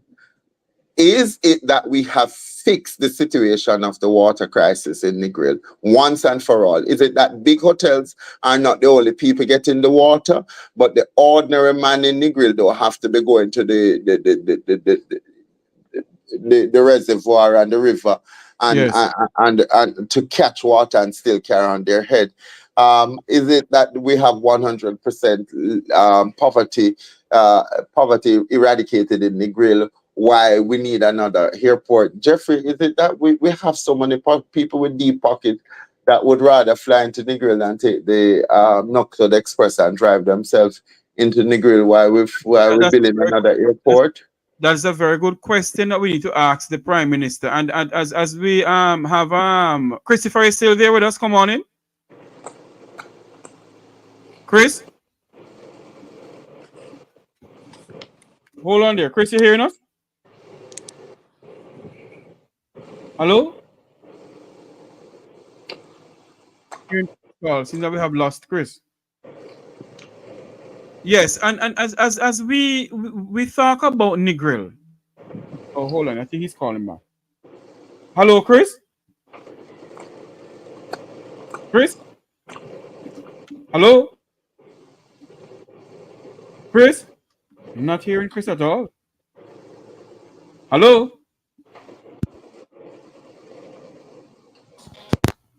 Chris, you hearing us? I'm hearing you. Okay, go ahead. Lord, it gone again. Hold on. Yes. Conversation. Yes. We have to have good government. None of this work. The thing in Negril is all tied into the justice system. It's tied into the education system. We need good government. And the only way you can get good government if its people understand what good government is. So we will be chasing heels round and round and round because all of these problems can be solved if we have good government. But the Jamaican people have to know and appreciate what a good government is. They don't. That is the problem. We're going to argue about this over here and this over here. But if you stand back and look at it, a functioning government that work on behalf of the people. They work on behalf of certain parts of the society and they work on behalf of themselves. Yes, and the crumbs that fall off the table, the people pick it up. So people have to be empowered. They have to know what their rights are. They have to know how our government work and why it should work for them. So we can't argue all of these things. Nothing going to change until the people change. But I guarantee you that. I agree with you, Christopher. But when you look on the whole idea that Negril has put Jamaica on the map when it comes on to tourism, and the two political parties has done a damn thing for Negril. Nothing. And I agree with that. Hold on for me. And those of the people who want to come on the platform here and say, boy, I don't care. The two political party has neglected Negril over the years. One was in there for 18 and a half years. What the hell have they done for Negril? But Jeffrey, we can't let the people of Negril, the people like Bush Stewart and all them with a lot of clout in the society who could have helped shape what Negril looked like. No, they didn't. Hold on, Chris. No, man, hold on there. No, we're not going to talk them people are too easy. Jeffrey. Hold on there, Chris. These people. Chris, hold on. They build their all inclusive. They're not busy with the poor class and Negrilians. Well, that's what I say. Everybody at the table have to play their part. They have to have a vision of what they want Negril to look like. And the government is in the pocket of these people, under the biddings of these people. They're not working on behalf of the craft vendor or the little man down the road. Everybody come in and them carve up them local area. And so now that Negril is run down, and to me, Negril has always been run down. Negril look like a shanty town. Exactly. I agree with that. When I hear man talk about one name, man, they talk about the hip strip and all these things. I wonder if this man travel all over the world. What standard is he talking about? It seems like termite name out for him brain. And him not when I hear about all of this thing when talk about the strip out of Montego Bay, how him got the elegant corridor. I said this man travel the world and him know what the word elegant means, and you tell him use it in this way in Jamaica, talking down to the people. I know what elegant is. Does he? When you come into does he know what elegant means when he travel? In travel? But Chris, earlier on I proposed that if we are going to change anything, we have to become the change that we want to see. Why is it that the majority of Jamaicans cannot put themselves... Chris, 1 second. We have Cornwall's Middlesex and Surrey. Why we can't find ourselves centrally in those places and we start to work with community groups, we teach them advocacy. One, what good governance, because having this conversation on this radio is not going to change the mindset of Jamaicans who are looking for hope. But when we come with advocacy, why don't we couple advocacy with business development for the area? For instance, I think that every parish in Jamaica could have been, we could have specialized in some sort of name and what that parish do. If you go to St. Elizabeth, them say it have the best spice. So we could have called St. Elizabeth the spice part. Could we get a factory built in St. Elizabeth where the ordinary people can plant them pimento, them can plant whatever, them pepper, and we start to bottle it. It's called St. Elizabeth Spice, and we start to help them to market to the world. The capital, the percentage of that, 60% goes back to the people who are planting and giving their goods to us. 40% goes towards community development. Because if you leave it to government, it's never going to happen. And if we, the well-thinking people, George, we're not short of ideas in Jamaica. And what you talked about a while ago, I've actually heard that same kind of thing talked about since the 70s. But we were going to become one of the leading producers of fruit pulp and all of this. None of that come to fruition. I've heard so many ideas over the years in Jamaica. And most of it go by the wayside. And the little that they do is not on the scale that would change anything in Jamaica. So I don't know. I don't have all the answers, and I know you are in the trenches and you're doing the best you can. And I lift my heart to people like you. It's not that I'm in the trenches. I'm simply saying that I am sick and tired of coming on programs, or I'm sitting here advocating for Jamaicans in my little corner. I'm gonna get a little change. I'm gonna do this. Why is it that the people on this platform and well-thinking Jamaican outside of Jamaica and inside of Jamaica cannot get together and have what is called the People's Dialogue, where we produce parliamentary paper of development? If you say that we are not bankrupt of ideas, that means that we have not allowed all ideas to contend. Why can't we organize a massive redevelopment exercise of Jamaica where we ask people to come in and put in their ideas for agriculture, for health, for security, and we said to the damn government of the day, well, we are going to put $10, 10 Canadian dollars to fund these programs. We are going to invest in our country.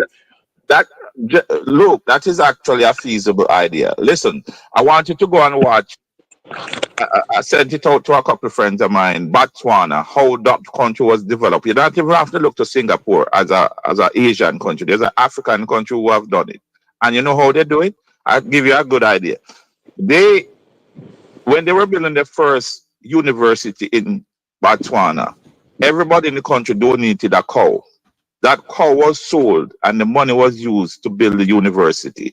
Botswana is one of the most successful, if not the most successful country on the continent of Africa. It have low corruption, the education system is hard none. Okay? And these people decided from the get-go that they'll use education to change the system. 40 years ago, Botswana was a poor, backward country. And today it's one of the top countries in Africa. Most stable, low corruption. We lack leadership. We as the people, yes, I agree with you. And being here in the United States, I can help. But the real heavy lifting will have to happen in Jamaica. Yes, and We in the diaspora will come home when we see the heavy lifting happening in Jamaica. We will support. No, we don't want you come home. We'll We come don't down want when you. our time is there when we see when the work happening. No, Chris. this I know, young man who is- I know we don't want to wait till the work, the heavy lifting start. We want everybody now Well, to the make a heavy lifting have commitment to to be done by Jamaica. George, the heavy lifting have to be done by the people on the ground. That's what going to have to happen. Chris, gentlemen, the we heavy have a next lifting, person on the platform Chris, that needs to speak too. the heavy lifting is being done by people on the ground. We're waiting for when the diaspora conference keep, why the diaspora has never said, let us go and meet with the people. Do you know how much good work is being Because done by ordinary that was never what Jamaicans? it was designed to do. It was not designed to do that. But the diaspora has never demonstrated that they're interested in the people of Jamaica. On the basis of helping the ordinary Jamaican. That was political. Gentlemen, we have a next person on the platform here. My good friend from TikTok, you still there with us? Yes, man, I'm still here. Yes. I was In all the listening to conversation here, Mhm. go ahead. I was listening to the conversation and bringing it back to the Negril's airport. I'm saying for the Negril's airport, how important it is and how effective it's going to be. So when I look at the importance, is that the best form of investment to be focused on right now? No, not really. It's not the best form of investment. I'm open to anybody would have a different opinion. But what I think needs to be happening is to diversify the tourism sector rather than just having just the big tourism companies like the hotels. So more to diversify so that we can have ecotourism. We can also have medical tourism. Also, we can have cultural tourism where we have more parties than before. We have a lot of Jamaican artists, and if we want to think about to clean up the music, one of the biggest tool to have many stage show, international stage show, and say to the Jamaican artists, if you sing a certain type of music, you will not be involved on these shows. That will now have major income earnings because I listen, but what I always think about is the solution. I'm a solution driven person, and I hear Mr. Luke spoke about ideas, but we have to move from idea stage to now manifestation and continuousness.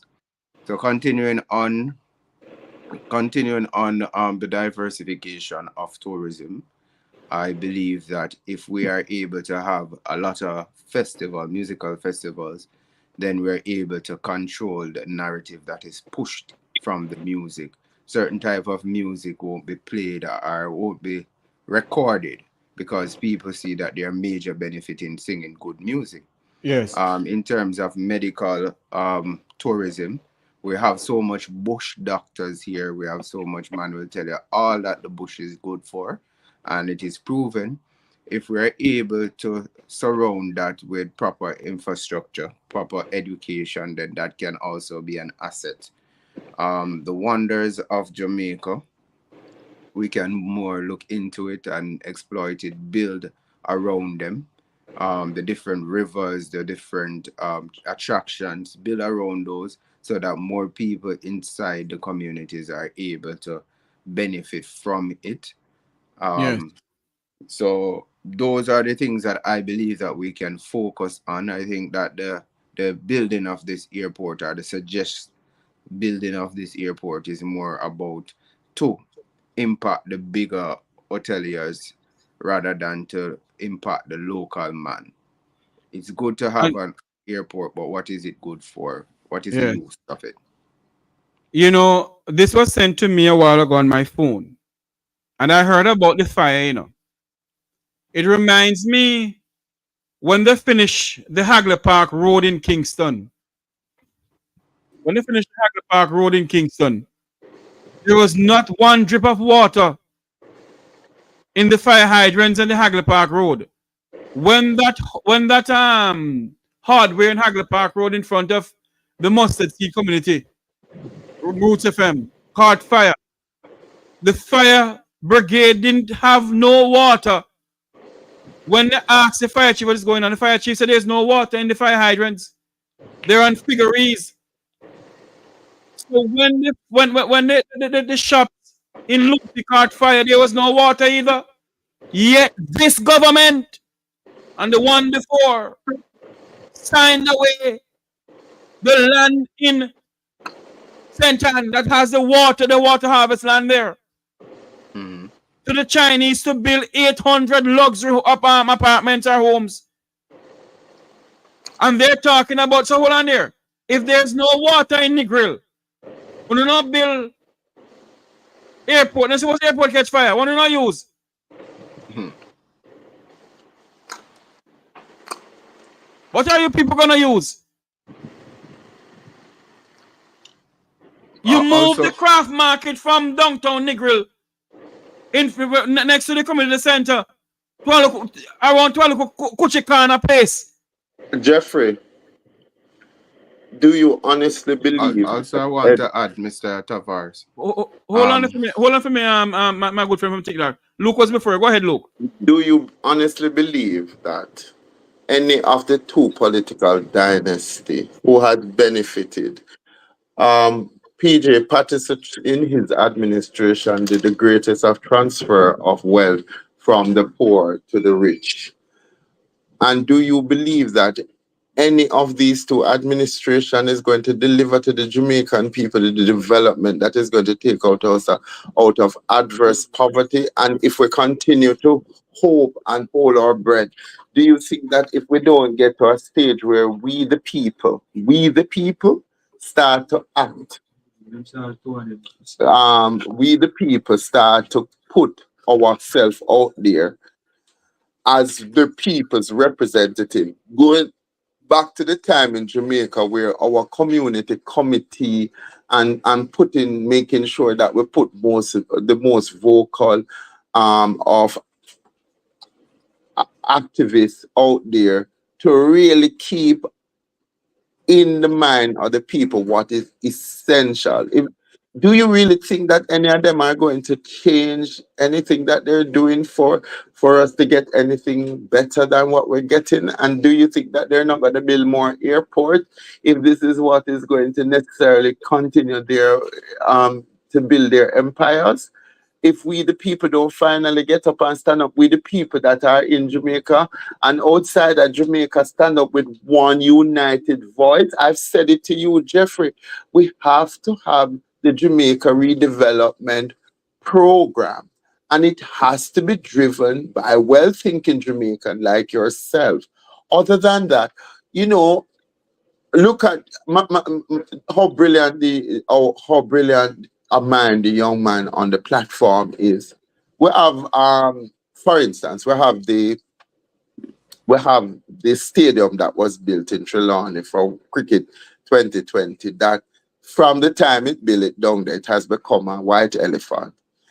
Why we could have just turned that facility into a multi-purpose thing and rent it out to basketballers when they're going through the summer period, the winter period, that they could rent it and get some villas built for their family and build in a nice tourism package and make sure that we get the people from the community to come and work and we pay them good money from what we could earn.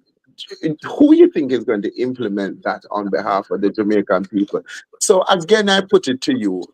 Here's my You're reference. asking me these questions, 'cause I'd like to answer you. when you can. No, I'm putting it out there to the platform, and anybody can and said here I put a referendum to you, Jeffrey.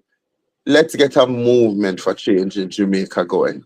Let's put together something like what Marcus Garvey developed. He recognized that the time was going to come that the Jamaican people's back were against the wall because we would have continued to listen to our oppressor as they lied to us.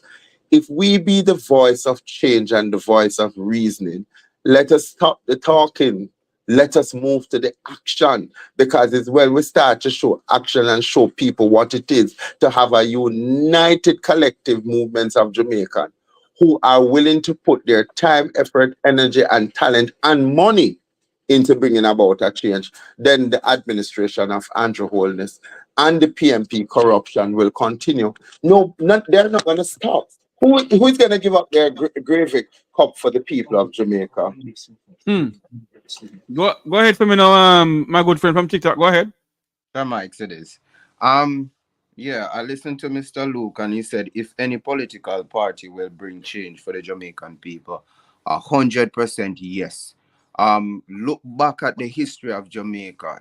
The foundation of Jamaica was done by the People's National Party, and I can name them for you. The TEF, the Tourist Enhancement Fund, that was established by the PMP party. Trelawney Multipurpose Stadium that you spoke about was developed by Portia Initiative. She make sure that that happened. RADA was something that was done under the Jamaica, the PMP. When you talk about the transport center in Arthurtree, it was done by the PMP. When you talk about the telecommunication industry and the development of it, was done by the PMP. If you talk about NHT, was done by the PMP. So we cannot overlook everything. Yes, I'm not saying that they have always been squeaky clean. And you talk about the corruption of the PMP. Pinpoint it, air it out, that we can talk about it. Because if we don't dress a wound, if we don't identify there's a wound and dress it, then it can never be Look,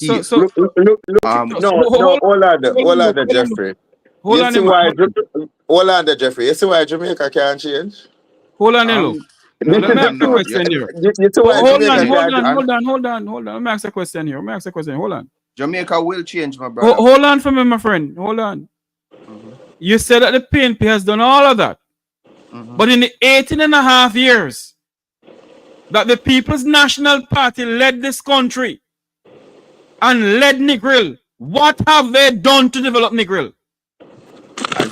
You asked that question before, and I did agree to you that more should have and could have and need to be done for Negril. Yeah, 100% I believe that. But you can't throw away the baby with the bathwater. Ladies and gentlemen. Hold on, Mr. Luke. You should also allow people to speak. I'll listen to you speak. Sir, not go there so with me, do. Don't go there. Hold on. Please do not go there with me, because I'm not playing your petty games. You talk, I talk. Go ahead and talk. Don't make no personal attack on me. I'm not trying to cut you off. I'm saying Jamaica will not change because that mindset that you have. I'm agreeing with you. PMP has done. Jamaica Labour Party has done. Maybe if NDM did get for dance on the national dance stage, they would have done. The fact of the matter is that the country should not look the way it looked after all of these people came after slavery and said they were here to free us. We are not free. And I don't want a lecture in reminding me of who did what. No leader in Jamaica comes to the ilk of Norman Manley, not even Michael Manley, for me. None of them, man of integrity. But it meant that when he said, my generation was to bring independence, your generation was to bring the economic wealth. Yes, we have had increment of success, but it don't mean that me I go sit down here and tout the success of PMP because I'm convinced PJ Patterson could have done more. I am convinced Portia Simpson could have done more. I am convinced that if it was not for the greed of Peter Bunting and Mark Jefferson Golden, the party would not have been divided. So I don't want a lecture on reminding me why I need to stay on the slave page. What I want is when I go in a hospital, I have a bed. And people in there do work that care about me. I want teachers to be paid. I want the people who are do the work to be paid. And I want them to do their best job. And I want you as a young Jamaican to say it, to speak truth to power. I've always done speaking truth to power. I heard a bit of anger in your voice, my brother, but it's not through anger. It is, Be more as Ruby mature said. than me. Be Hold on, more there, my mature brother. than my generation. Don't Gentlemen, don't come into a gentlemen, conversation and start to think that because I like to chat or me like chat more than people, it is because I think I'm brighter than you. Don't get into that. Don't get into that. You are doing gentlemen, well, and I compliment you when you're doing well. Don't target me in any conversation. You don't know hold me, on sir. there now. Don't target me. Gentlemen, hold on a minute for me. I have to address here. Somebody said in those 18.5 years they used to enjoy going to Negril. Now Negril is what? Third place. You need to stop the crap. Let me make something clear to you. Let me make something clear to you. You don't know Negril more than how I know Negril. You come to Negril to visit, you don't know Negril more than how I know Negril. And I will say this again. For the 18.5 years that the People's National Party run Jamaica, what have they done for the tourism mecca of Negril? What have they done to uplift Negril? What have they done to uplift the craft market in Negril? They could have, they didn't have to move the craft market from where it is. The same way they can build a cruise ship pier in Trelawney, they could build one in Negril. I agree with that. The poorer class of Negrilians, they are the one who make Negril. Not the Bush Stewart, not the Issas, not the Matalans, or whosoever. It's the Reynolds, the Arthurs, the Samuels, the Lawrences. They are the one who bet Negril. So don't come on this platform and tell me the damn nonsense. All right. I know who met Negril. All right, Mr. Tavares. I would say this. I am very aware of my history. Marcus Garvey is my idol. He's an icon to me. Right? In 1927, when he came back to Jamaica, he started the political party in 1929, the People's Political Party. Right? And off that principle, we got the People's National Party by Norman Manley. Right? Norman Manley said in his book that Jamaica don't have a political problem, we have a social problem. I look again at both political parties throughout the history, and I look at their contribution. I look at the leaders individually, right? Before I make a decision to say who do I support, because if we continue to say none out of the two is good and none out of the two has done anything great. When I look at the JLP party, I can't see the infrastructure that they have put in place. And an infrastructure for a country is like laying the foundation for blocks to be built. The problem that has happened to Jamaica is that the influence of the America through the way of the JLP, right? And that has turned and started a lot of propaganda and has confused the Jamaican people. And I look at the different things that will contribute to Jamaica being better or being worse. If we continue to come out here and make each other confused, keep saying that none are better than none, then we're not going to go anywhere, right? I am saying in this day and age, and I believe that what we should do is to go back into those files.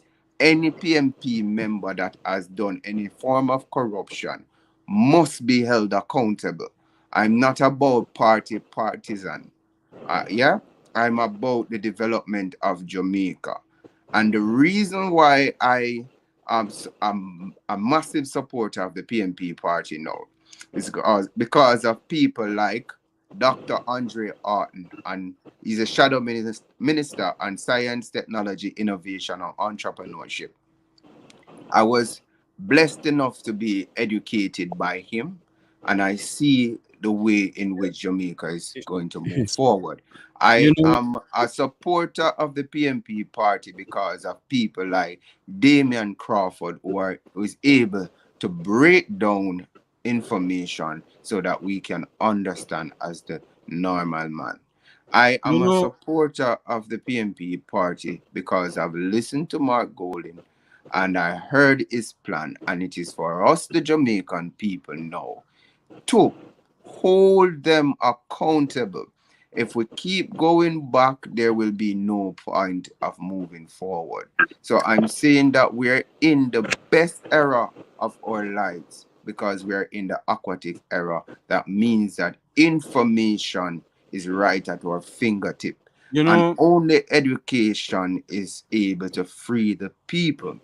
And if we look at the information, then we must critically think. And again, yeah, when we have conversation, as Rumi the Persian poet said, it is rain that let plants grow. It's not thunder. yes. So we must be fair to each other, and we must talk to each other with respect. Nobody not disrespect anybody over here. Hold on, Jeffrey, hold the on, young man. look, hold on a minute now. Hold on. I'm gonna make it talk. Hold on. Now I've addressed something here. When it seems as if when you speak out about situations in this country, and I'm not talking about on the forum here that I have. I'm talking people in the chat room. You're dubbed as a Labour Party member. I come from Negril, if in the case you don't want to know. And building the Norman Manley Boulevard from Timbuktu to Timbuktu. It's not a part of, yes, it's a part of the development of Negril, yes. That was built from way back when. A damn fine road. Don't get me wrong. But I will forever say this. What have they done for Negril apart from building a damn road? No water. Yet Negril and Hanover have a treatment plant. The two political parties in this country. During the 18.5 years, there was still water crisis in Negril. So don't come over and tell me anything. They built a treatment plant in Lagoon to supply Negril. You know who get the water? The hoteliers. And those on the western strip of Negril have to buy water. Jeffrey, if again, there is a parish development committee called the PDC that is supposed to be advocating for the things that we are talking about. And I think this is again where we have a beautiful opportunity to probably start our discussion with the people of the grill. This is a starting point, and I am all for the starting point for us to identify 10 of the things that need to be developed to get Negril on its foot and up and running. You see, this is why I don't have the patience for a lecture to remind me of why I need to maintain the slave mentality of staying on a slave mentality after independence and Jamaica became an independent nation. Norman Manley created the National Social Welfare, where he basically spoke about this. This is why Norman Manley created it. From my reading and the understanding and I have of it. Everybody else, nobody, me hear Andrew Holness describe himself as Jamaica's best prime minister. Not even in your time can you say that. People have held high regards for Michael Manley for the fact that he was the one who came and created the idea that Black people could have gotten an education. And after that, everybody else who came seems to have do economic development. You hear what we need to do? We need to do infrastructure. But before we do infrastructure, Jeffrey, we need to begin to use this tool of why we want to recreate a constitution when the existing one is not serving the people of Jamaica.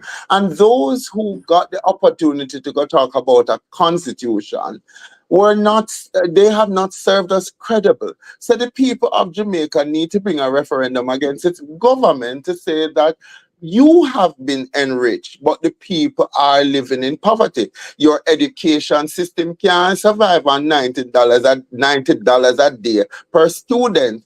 Not even if you create the world's greatest part program, where you give $4,500 every you give them $9,000 every 2 months to a boy child, and you give $8,000 to a girl child. Why is there a disparity as to why the $1,000 couldn't be given to the girl, when we know that more than likely both sexes or both gender need to get the same amount of support? Why can't we build a world-class system? Why are we talking about Negril?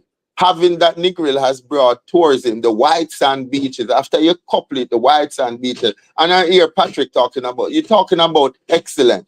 Jeffrey, if we the people don't get together and do something, I don't even care what people want to think about me. What I'm not going to do is not going to pay platitude. I live in a situation every day that I get up, I'm going to put my whole life at risk for the Jamaican people. Some of these people who don't know me, they have never met me, they don't even know the wars that I'm fighting, the battles that I'm fighting, the things that I have lost, the opportunities that I had to walk away from, because when I go to PSOJ, I'm forgot to apply for a job that I'm more than qualified for. Somebody are gonna say, you're good for the job, but your passion get the best of you, and you're not a team player. No, I'm not a team player. I'm not gonna sit in there and watch you sideline the people of Jamaica. And no, that's not what I'm here to do. So I don't care. I don't care what you want to think about me. What I know about this country, what these people say and what is happening is two different things completely. People's house was destroyed at Bernard Lodge. People in Negril called for water. Milton Samuda lock out the Negril people, them and go have exclusive meeting with who him want to talk to, because here the voice of the Jamaican people must always be treated with disdain and disrespect. Matthew Samuda, thank you for the correction.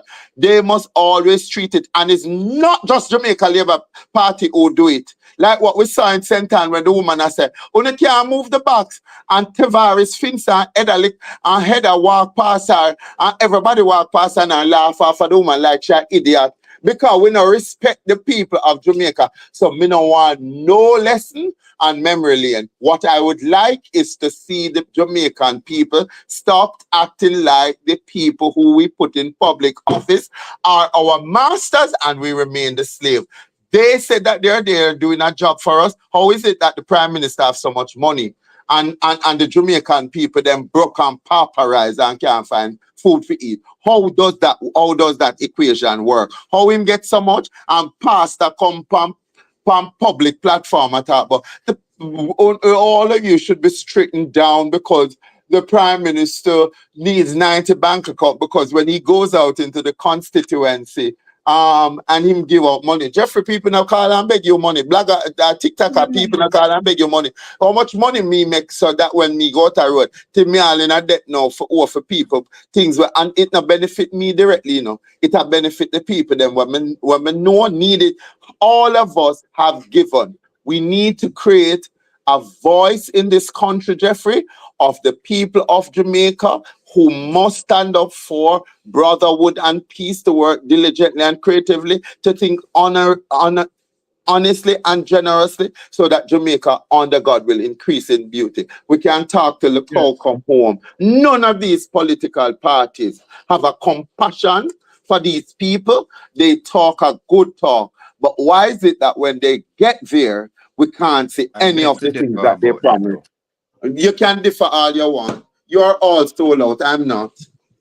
Oh, that is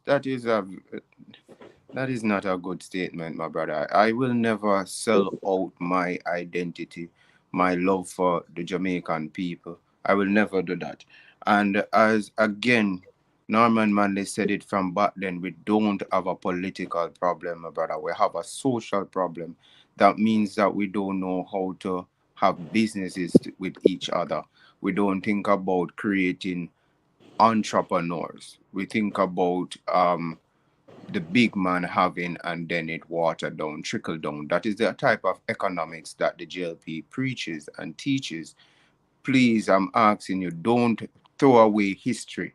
As Marcus Garvey said, history is the guidepost that will tell a nation where to go. You understand? Yes. So when you look at both political history, please critically analyze them, and then you're able to find comprehension through it.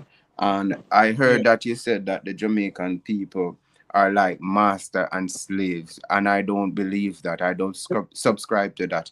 That's why I said to you, even when the People's National Party goes in power, it is our duty and our responsibility as Jamaicans to hold them accountable. And yes, even the man don't have two subjects can hold his official accountable. It's not just the manhood education or certificate or any type of doctorate. The Jamaican So, people, all we right. have a voice, and when we come out here and speak, it does make a difference. The So word since comes you before believe the that it action. is, Go ahead, since you Mr. believe, Jeffrey. since you believe that Jamaica is running on so equitably, and I never that is said what that, you. you know. Sorry, but Don't sir, that's what, misunderstood me. sir. I Don't don't misunderstand me. misunderstand anything that you're saying, because a critical part of the history that I don't hear you talk about is the fact that Marcus Garvey told us where we were going to be right here, right now. And you notice that one of the things that as a black country we have not done Give successfully is Mr. to teach. Tavares a chance to speak, Mr. Luke. We hear Sorry, you, but I think that you to one of the things that diversify the you notice. Okay, conversation, you Okay, notice now that I am talking about history. I am gentlemen, talking about real history, where one black man out of St. Anne told us that we would have been here, and the reason why we would have been here, and now is as a result of the fact that we don't have enough respect for ourselves, the Jamaican people, to speak our story, and it's not our story that we're telling. You're not telling me a story of what you are doing to change. What you're telling me is to remember those who are good to me, and so I must never be ungrateful to those. So I'm saying that I Garvey never told us that said we that. would. That Sorry, means you're not sir, comprehending allow me my to finish now. conversation Allow me to properly. finish, because all gentlemen. right, allow me to finish.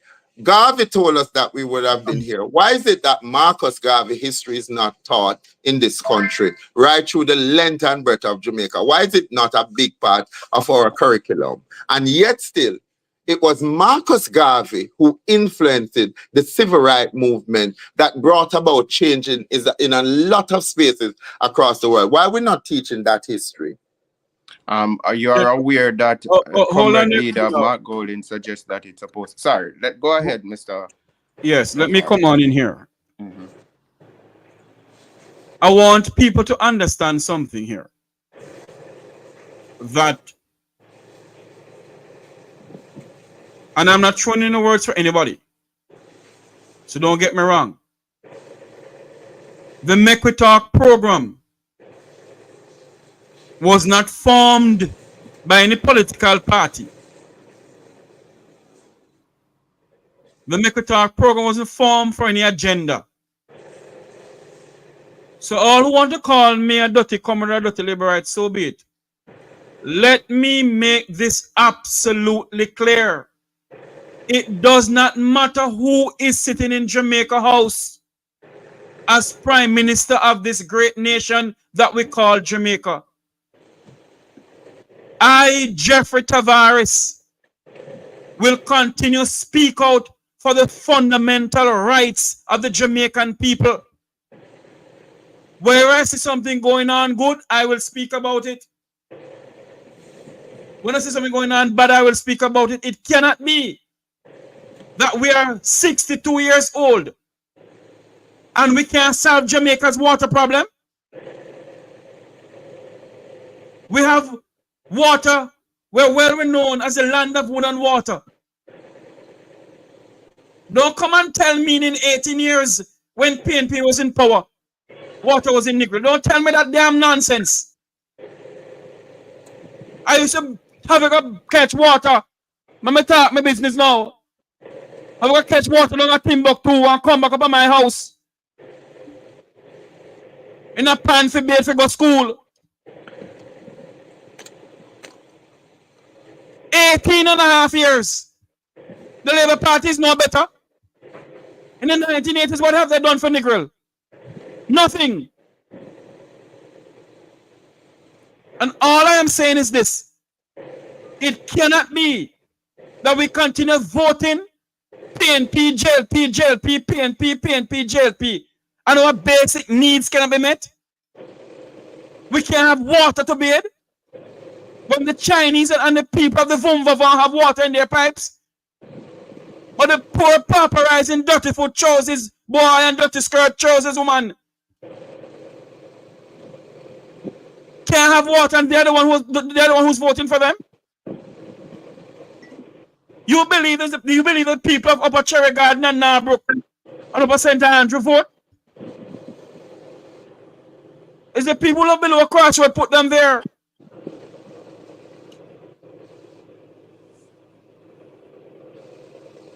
How many people in this country of ours have water in their pipe? Those are the things I'm talking about. We are 62 years old and we don't have water.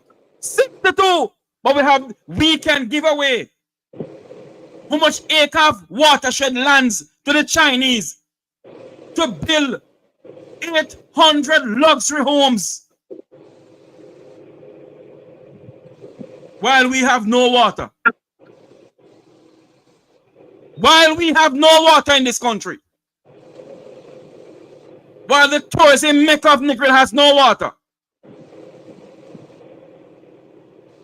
No come tell me what me know.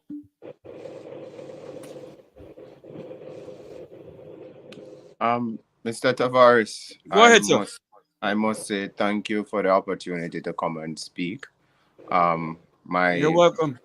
My main purpose of coming here just to reassure Jamaicans here and abroad that there is hope, and hope starts first within you, the person, and then you breathe the word of positivity.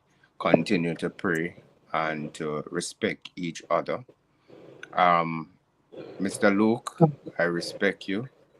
Not everyone Sir, of the things that you have said sir, allow me to cut you off because somebody just texted me from Jeffrey audience to say that there's a lot of disgusting comments, including something that I don't recall that I said why diaspora people must not come home.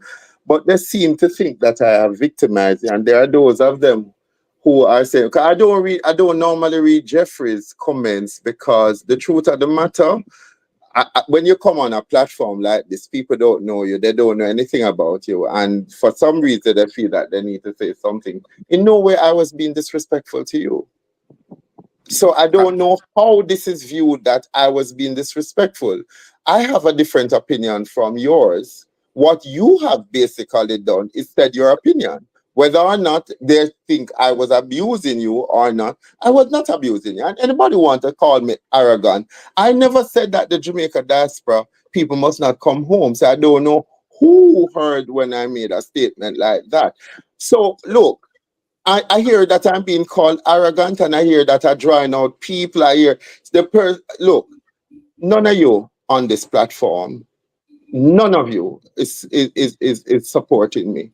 I have my opinion. I'm very strong on my opinion, and I will say what I believe my opinion is. I've always maintained respect for people, always. So I don't know that I need to say that I am sorry to you, sir. Obviously, the people on this platform have varying opinion, and I will allow them to express their opinion. But under no circumstances am I taking that I was abusive to you. You said things that I might not agree with, and I argued my point. I never said anybody from the Jamaica diaspora must not come back home to their country. I never said that. So I don't know why that is being promoted in the chat. Even if I say it, what is it? Mr. Luke. Hold on for me, my friend. I'll let you speak. Hold on for me a minute. Let me make something clear. You know, I don't want to go down this road, you know, because my producers are telling me, so don't go down this road. I don't care who is in power for who not in power. I really don't care. Go ahead for me, my friend. Yeah, Mr. Luke, some of your comments can be judged as disrespectful. Again, this is what is the problem. Sir, Sir. Hold on, Luke. Hold on. Sir, respectfully, I didn't come for you to be my shrink.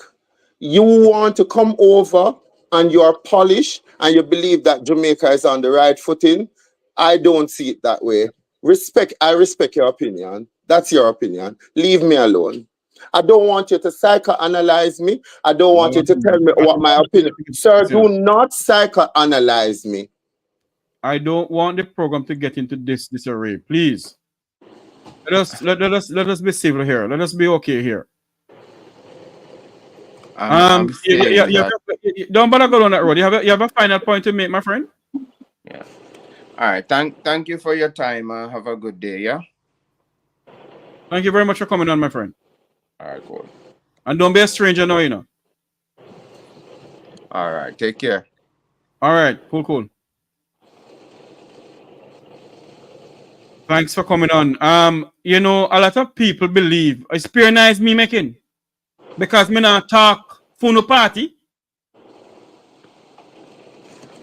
Jeffrey, look. Jeffrey, I don't want you to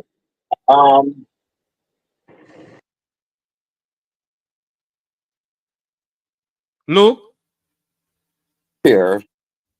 I'm not here for I'm the one person. I'm the one person who believes that, look here, I don't necessarily want anybody to like me.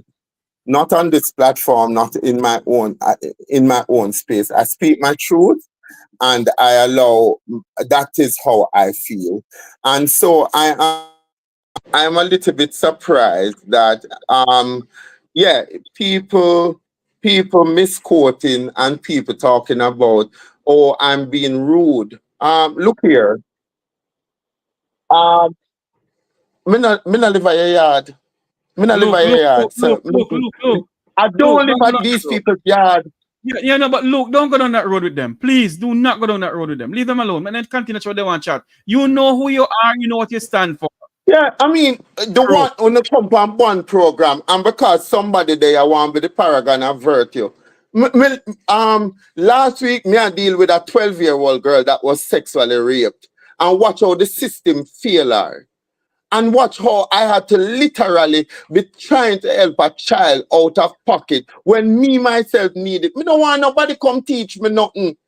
I saw a 12-year-old raped by 3 grown-ass men, and while she was there, she was being victimized by the system that is supposed to be protecting her. And all I could beg God to do was to hold me from not kill the people, the adults in the room that was making the issue about the child being promiscuous and not the men who raped her. I don't care if the child is promiscuous. That's another social problem to deal with. I live in a country where I watch people being victimized over and over and over.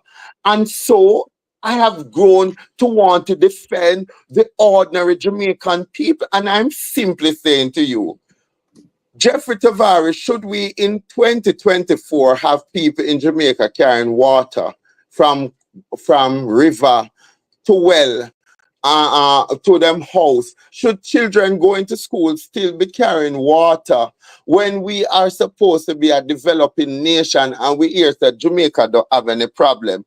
I don't want to come on this program and be anybody's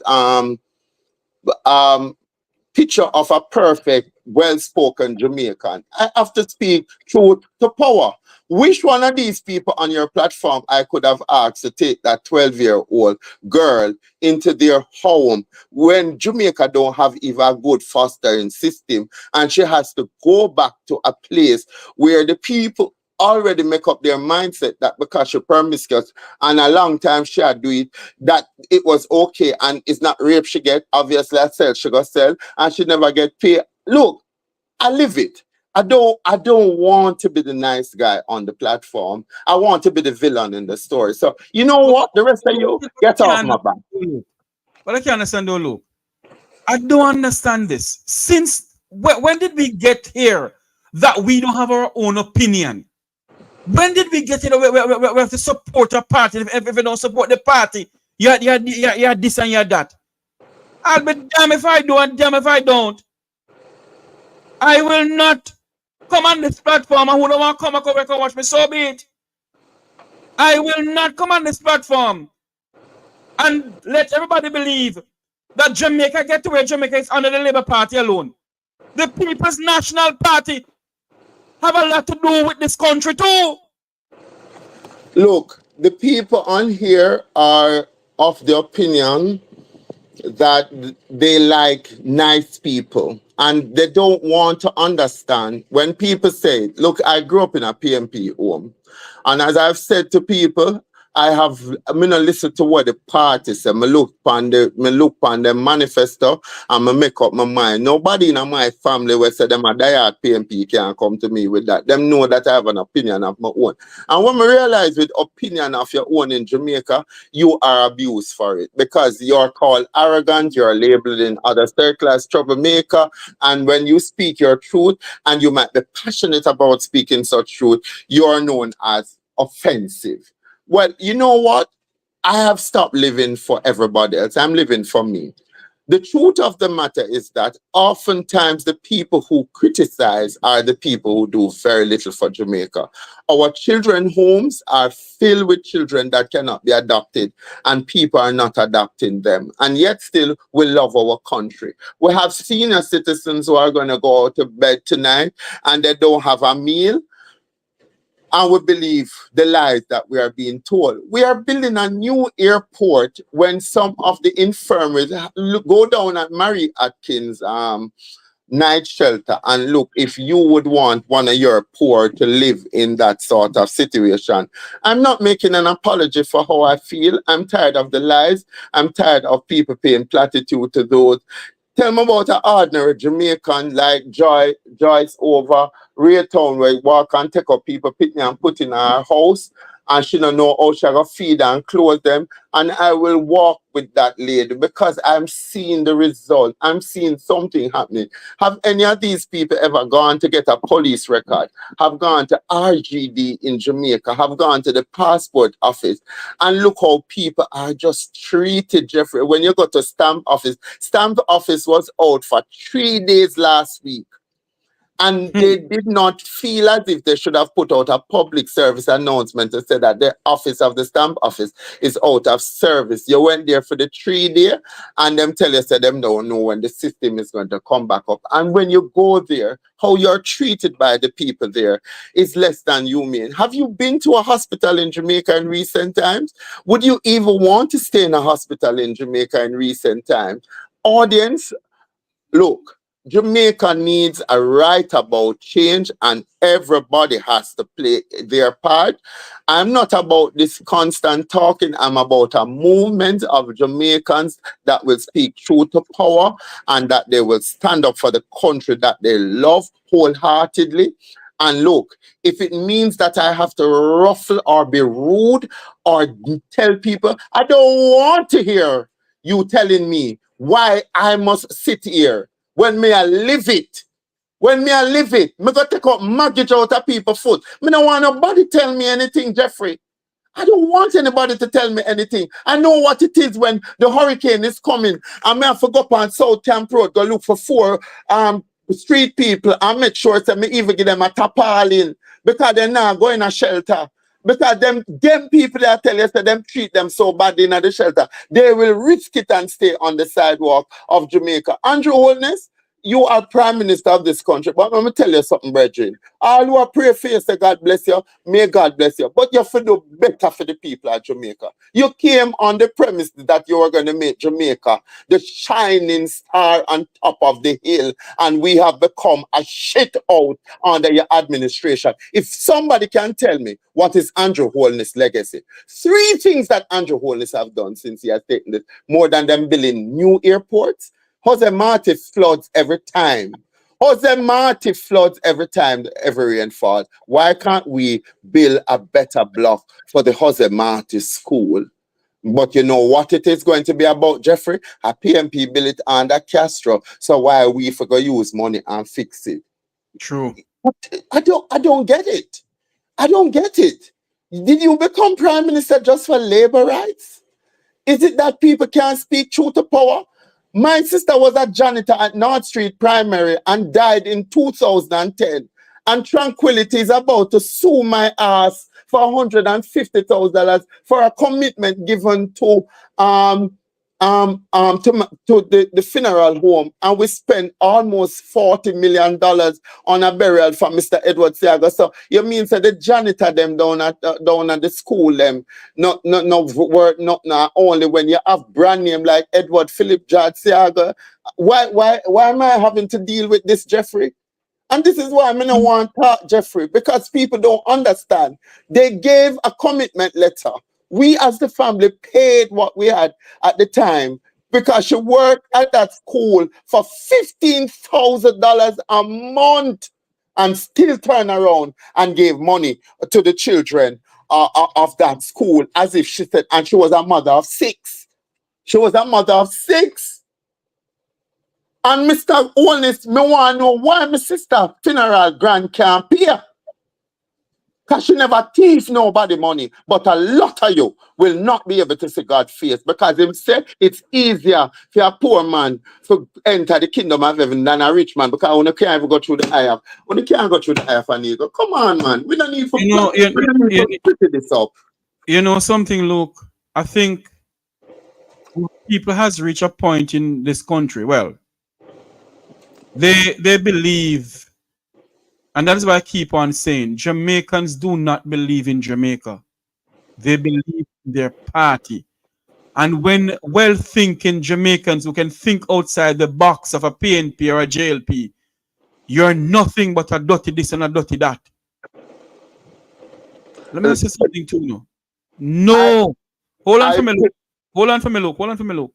Let me make this clear to everybody. No political party, no politician, I never beg none of them nothing. This boy I never beg no politician nothing.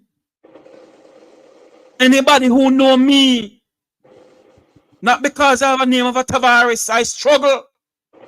I don't beg nobody nothing. Nobody know how I name my 10 pound of chicken back. Now my 3 or 14 a dirty girl when they call the shakeout. So I know what poverty is. I know what it's like to go to my bed without food to eat. We don't have parties, we don't Labour Party and PNP members who can't go no food for Niam. Majority of Jamaicans don't have that luxury. They call on the political elites. Right now, me I don't.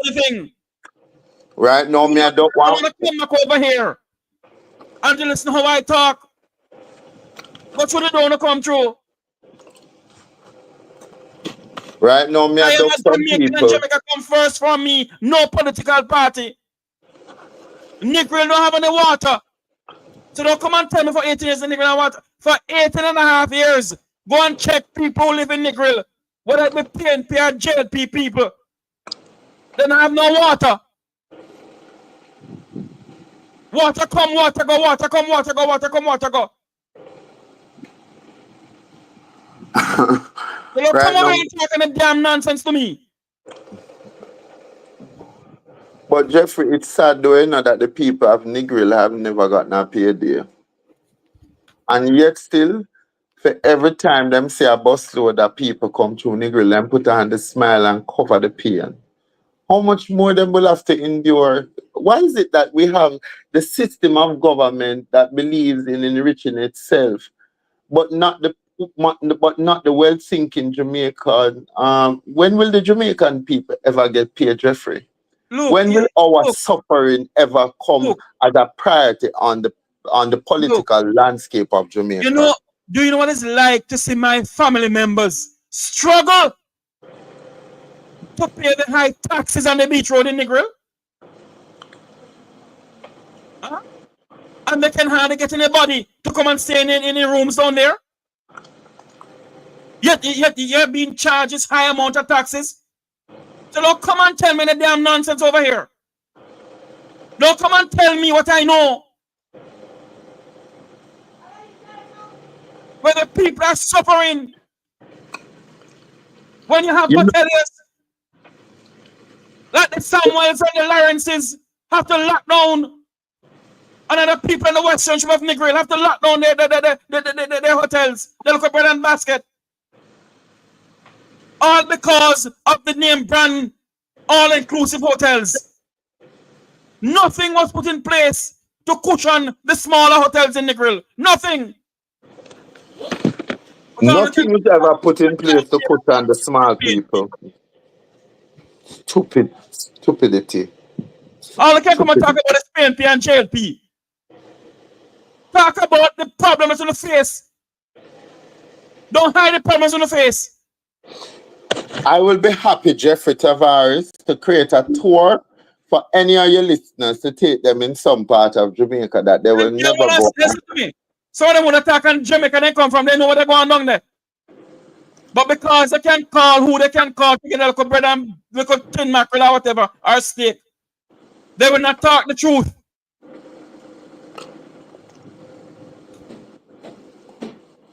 Oh, come and tell me anything.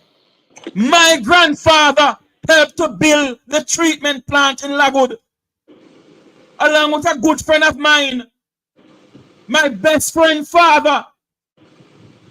And don't come and tell me that the treatment plant is in Lagwood and they can't get water in Lagwood. Huh? But the people on the 7 Mile Strip who own the luxury hotels are getting water.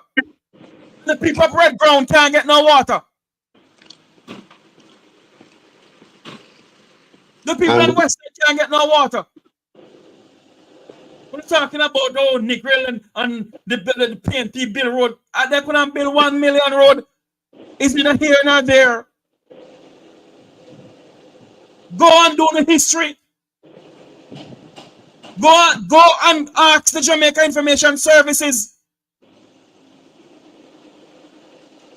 Or go and ask Power 106 for Mutty Perkins program where people call in from Negril to Mutty or to Barbara Blowden about Negril water crisis.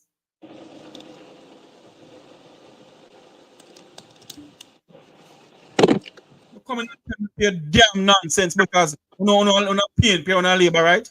I'm a Jamaican. And look here, Jeffrey, just to bring this conversation back to some sense of normality. Why is it that we would even have to have this program and have your guests come on if we thought that the problem of Jamaica was one that was okay? So if we are here spending this time to discuss the problem, let us also see ourselves as part of the solution. Again, I invite you, Jeffrey, to let us break out ourselves into a focus group, a think tank, and to bring some positive solution to the problem of Jamaica. For instance, I would like if everybody who says that we're from the diaspora that comes on this program, who has a house in Jamaica and would be willing to have children being housed at their house with having people who will take care of them and not abuse them, that would be one way that I would feel happy. If people here are people who work with women and children from trauma and domestic violence, we welcome you. So let them call in to you, Jeffrey. put your number out there. If there are people who are willing to volunteer, put your number out there. Let's start working with these people. Let's put them in places where they can bring about change. They really want to help. We have people that needs counseling. We have people that need support. Let's put it out there, Jeffrey. Let us make this talk show be the talk show that we are not about talking, but we are the people of action. We love this country, Jamaica land. We see Jamaica as a 5-star company, and we're all directors. We're not going to allow it to go down. We're not going to talk about just optimism, but we're going to talk about the real truth. And sometimes it can be painful. It sounds negative, but it's because we want to get somewhere. That's how you're going to get a more perfect country. If we begin to speak our truth from a place of truth and honesty, then we get to somewhere that we want to implement the changes. Let us be the change that we can be. So I encourage anybody on this program, if you want to help, if you want to get involved in a movement, call Jeffrey, give him your email, and then let us start the movement. It's going to start with a couple comments. I am prepared to create a membership form, and it's not a membership form where you're expected to pay $1. It's a membership form where you're expected to bring your resources. Your resources must come to the table and let every truth contend. So it cannot be, the discussion can't be about what the PMP and the JLP now do. It must be about what we are not doing as a country. We have to hold ourselves accountable. And that is why this country, I'm telling you something, the people of America do not think about the Republicans or the Democrats. They think about their country, not their party. And until we get out of that mindset, this nation will never be better off. We'll never be better off. Go on down the history. It's out there. Go on down the history of what goes on in this country from 1962 until now. Go on down the history. How on earth this country is well renowned as the land of wood and water? And we're 62 years old. In 21st century Jamaica, our people have water in the pipe. And these two political parties has been in power. PNP, JLP, PNP. I can't solve Jamaica's water problem. Huh? We're 62 years old. And we can't solve Jamaica's water crisis. And likewise, education, health, crime, environment, commerce and industry. The craft vendors are wiped out. They are wiped out. They have made sure that right now, when you go to the all-inclusive, you buy everything there. So the poor craft vendor, them have them goods. When you drive through Ochi, you not see as much of them again because them not get enough traffic come through Ochi. Because you build the highway to make sure you cut them out. This is the country of people. This is the country where we love the Jamaican people. Look here, as Matella said, time come for us start put down some strong roots in the ground if we really want to see change. I believe that change can come, but I believe it starts with all of us, and we all have a responsibility. The good ones, the not so good ones, the perfect ones, the upbringing. Maybe when some of those who are from good stock start to teach Luke George how to come from good stock, they will. I will learn the errors of my ways. But until then, you have to live it. You have to live where I live. You have to live when a young man comes to me and says, look, there's no hope, Mr. Cook. You're a dreamer. Right? There's no hope. I live in jungle, so it's either kill or be killed. And you talk about water in a pipe. People in a Kingston have water in them pipe either. And them say water is life. So the people of Negril, we need to organize our way how we're going to get down to Negril, and we're going to organize with them to make sure that we advocate for the position of the people the people from Negril. But we need to start teach people how to do meaningful advocacy so that we start to get the change where it's not about the party that you like, but it's about the right thing, doing the right thing and doing the right thing always, because Jamaica needs people who are going to put their best foot forward. Look, I tell you something. I must say thanks to my high school. My high school. The Green Island, it was secondary then. The Green Island Comprehensive High School now. That's where I developed the love for politics, because when I was going to school, we used to have a debating area in school. I used to be a part of the student council. And I used to listen to the late Michael Manley in his budget debate. And I love to listen to how Michael Manley speak. And my family always knew that I am a very independent person.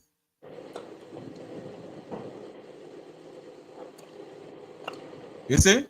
And when I reached the age to vote, I remember at one point the people who helped to raise me look at me and said to me, say, we will not tell you who to vote for, who not to vote for. You have an independent mind. You think or you decide who you're going to vote for. And I sit down and I watch this country being governed. When I see my family members suffer under FINSAC, when I see my family members' money went down because Central Bank locked down or Crown Eagle locked down or whatever lockdown.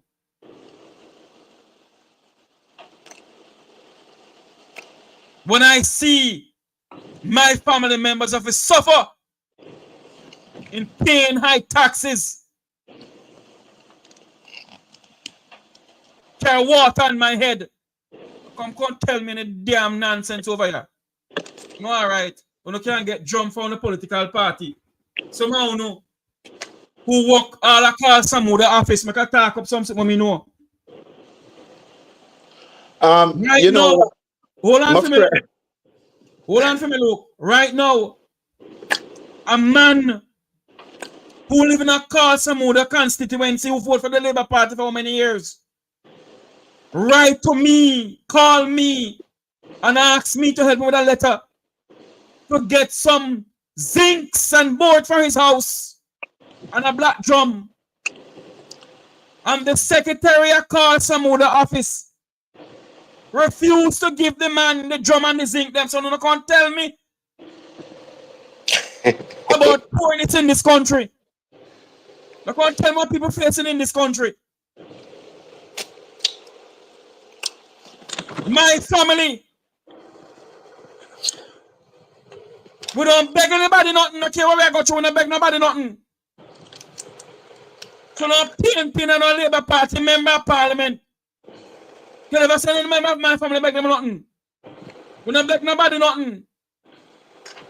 Nobody know how we put our 10 pound of chicken back. Jeffrey, again, there are many of us who have suffered in this country for having an independent mind. And I'm sure you and the persons on your platform can give testimony to it. You know what hurts me most of all these days when people say to me, and I recently proved it to myself, when an election is called in Jamaica today, Jeffrey Tavares, do you know that they record the people who come to vote? And when you turn up at these people's office, do you know that them have the mind for say to yourself, but you're not voting at the election. Well, I forget the people who vote for we.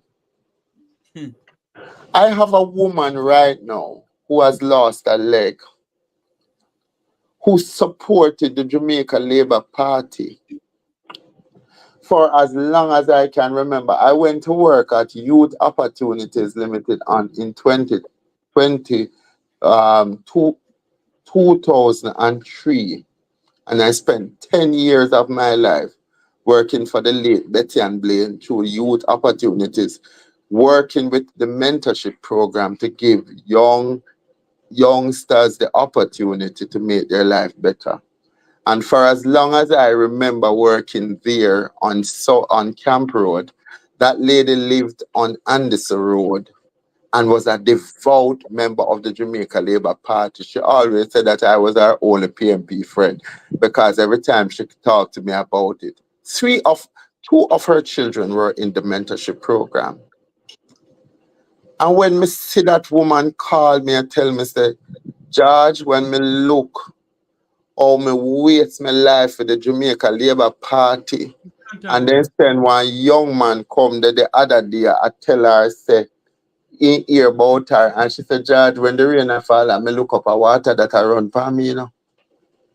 And no days me have to face hungry. And since I've been on your program, she called me at least 3 times. One person on your program, Michelle Guthrie, can speak to that person. She knows the person very well.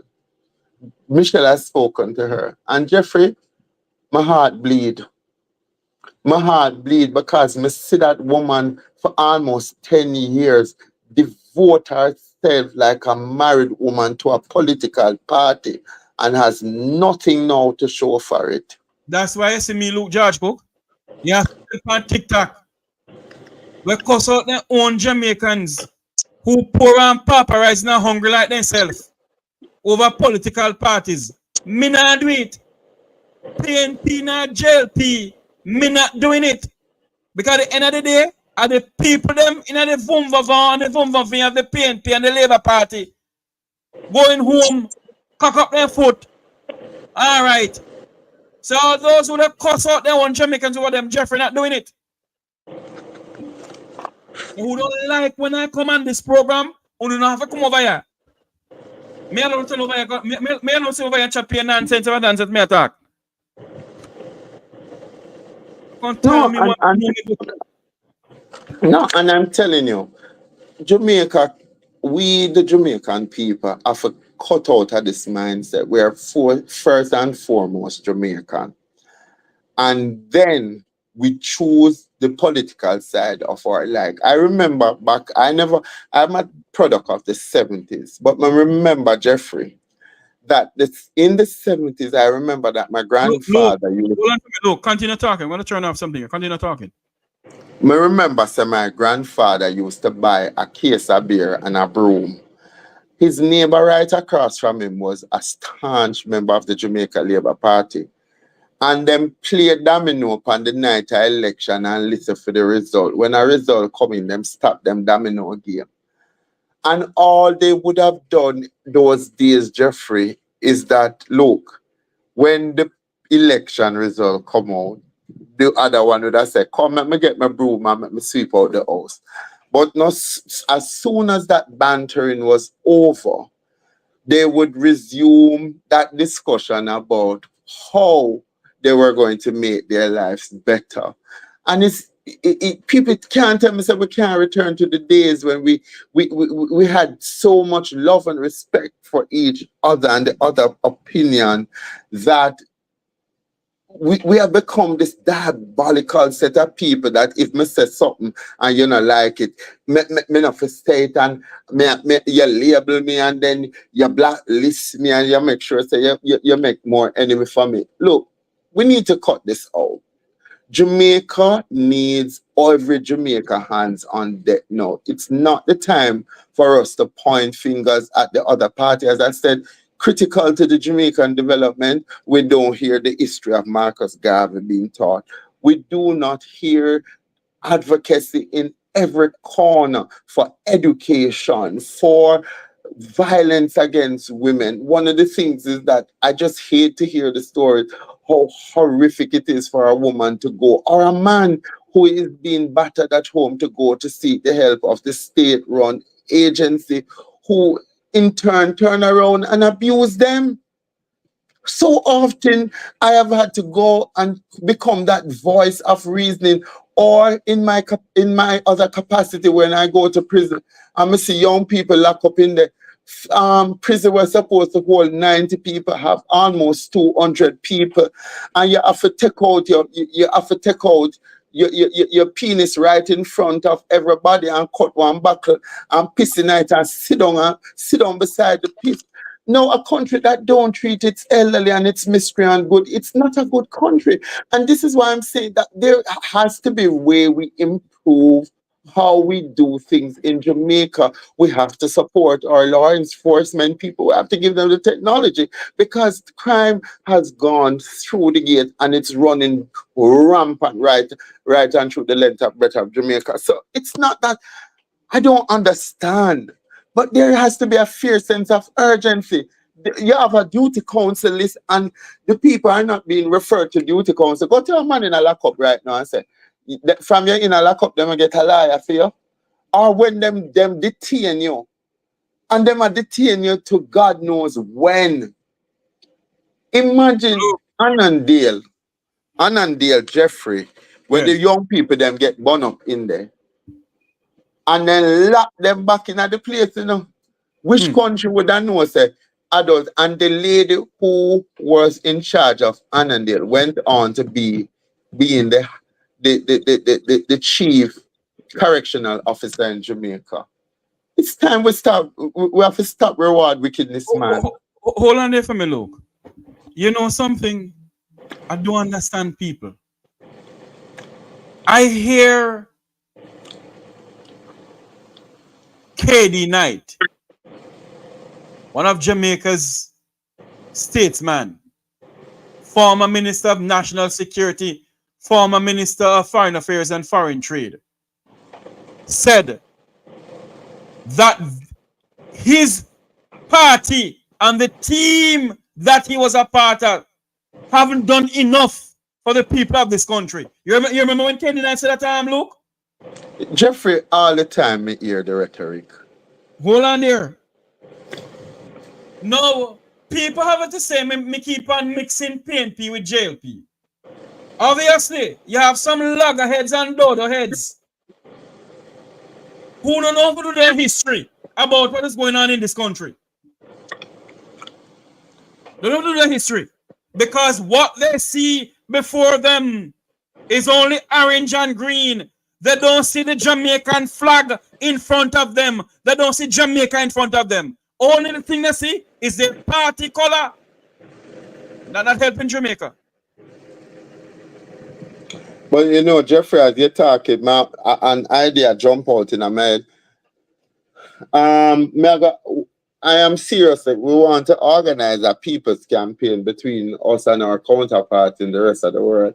And we want to do tours of Jamaica. We want people to see where their hard-earned money, because you see on your platform, you see people like Michelle Guthrie and Freedom and CEO and those people and Patrick, they give so much back to Jamaica, right? And so much more. There are other people that I have not met, but I've personally spoken to these people. They give so much to Jamaica, and yet still we have not seen satisfactory how our constant support have been benefiting people. And I believe, Jeffrey, this is where, when we have that big community discussion about Jamaica on the right path to development, and we invite people from your audience and we form our think tank. I tell you, before the end of the year, I'm going to have the framework of that conference, Jeffrey, and I'd like people to start to participate in it. Again, I'm going to send out a list of, I'm going to send out a draft volunteer list that you can send it out to your audience. You can just put it up in the chat and people can download it and send it back in. And we start to have the conversation about... Hold on there for me, look. This person, right? I lost my house. I do not have anywhere to live. And getting light bill from JPS. Can this person give me a call on the program here? It's a WhatsApp number also, 954-529-8030. It's Put running it right in the chat. there. I'm now go like come to go Waterhouse, go look on the man and then never get any help for him and felt so bad that No, you don't me run go Waterhouse when me hear the people that when the lady called on the chat and the lady text me and me had to tell her, look, me can't do much more than what me I do because right now me not get the support. People will say them I support you, but when it comes to doing it, them not do it. Them hear the story and them feel caught up in the moment. So me sorry for that lady, but look here, me da like for know which part you live, because me da like for write to JPS and your behalf and say, oh, you not live nowhere and you have to get light bill. That no make no sense, but this not surprise me. Every day you hear about injustice. Injustice in Jamaica. hold on there. The number, hold on for me, Luke. The number is running across the screen. Let me get it from the thing here and send it to the individual. This, hold on. What am I doing here? Not this one. This one. Hold on there for me. My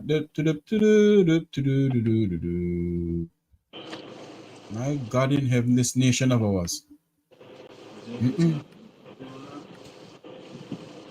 The number is this number here. That is the number in it that I'm sending to you now. It's 954. There it is in the chat room. 954-529-8030. That's 954-529-8030. That's the number. When we take her call, we're gonna end the program. As we take her call, end the program.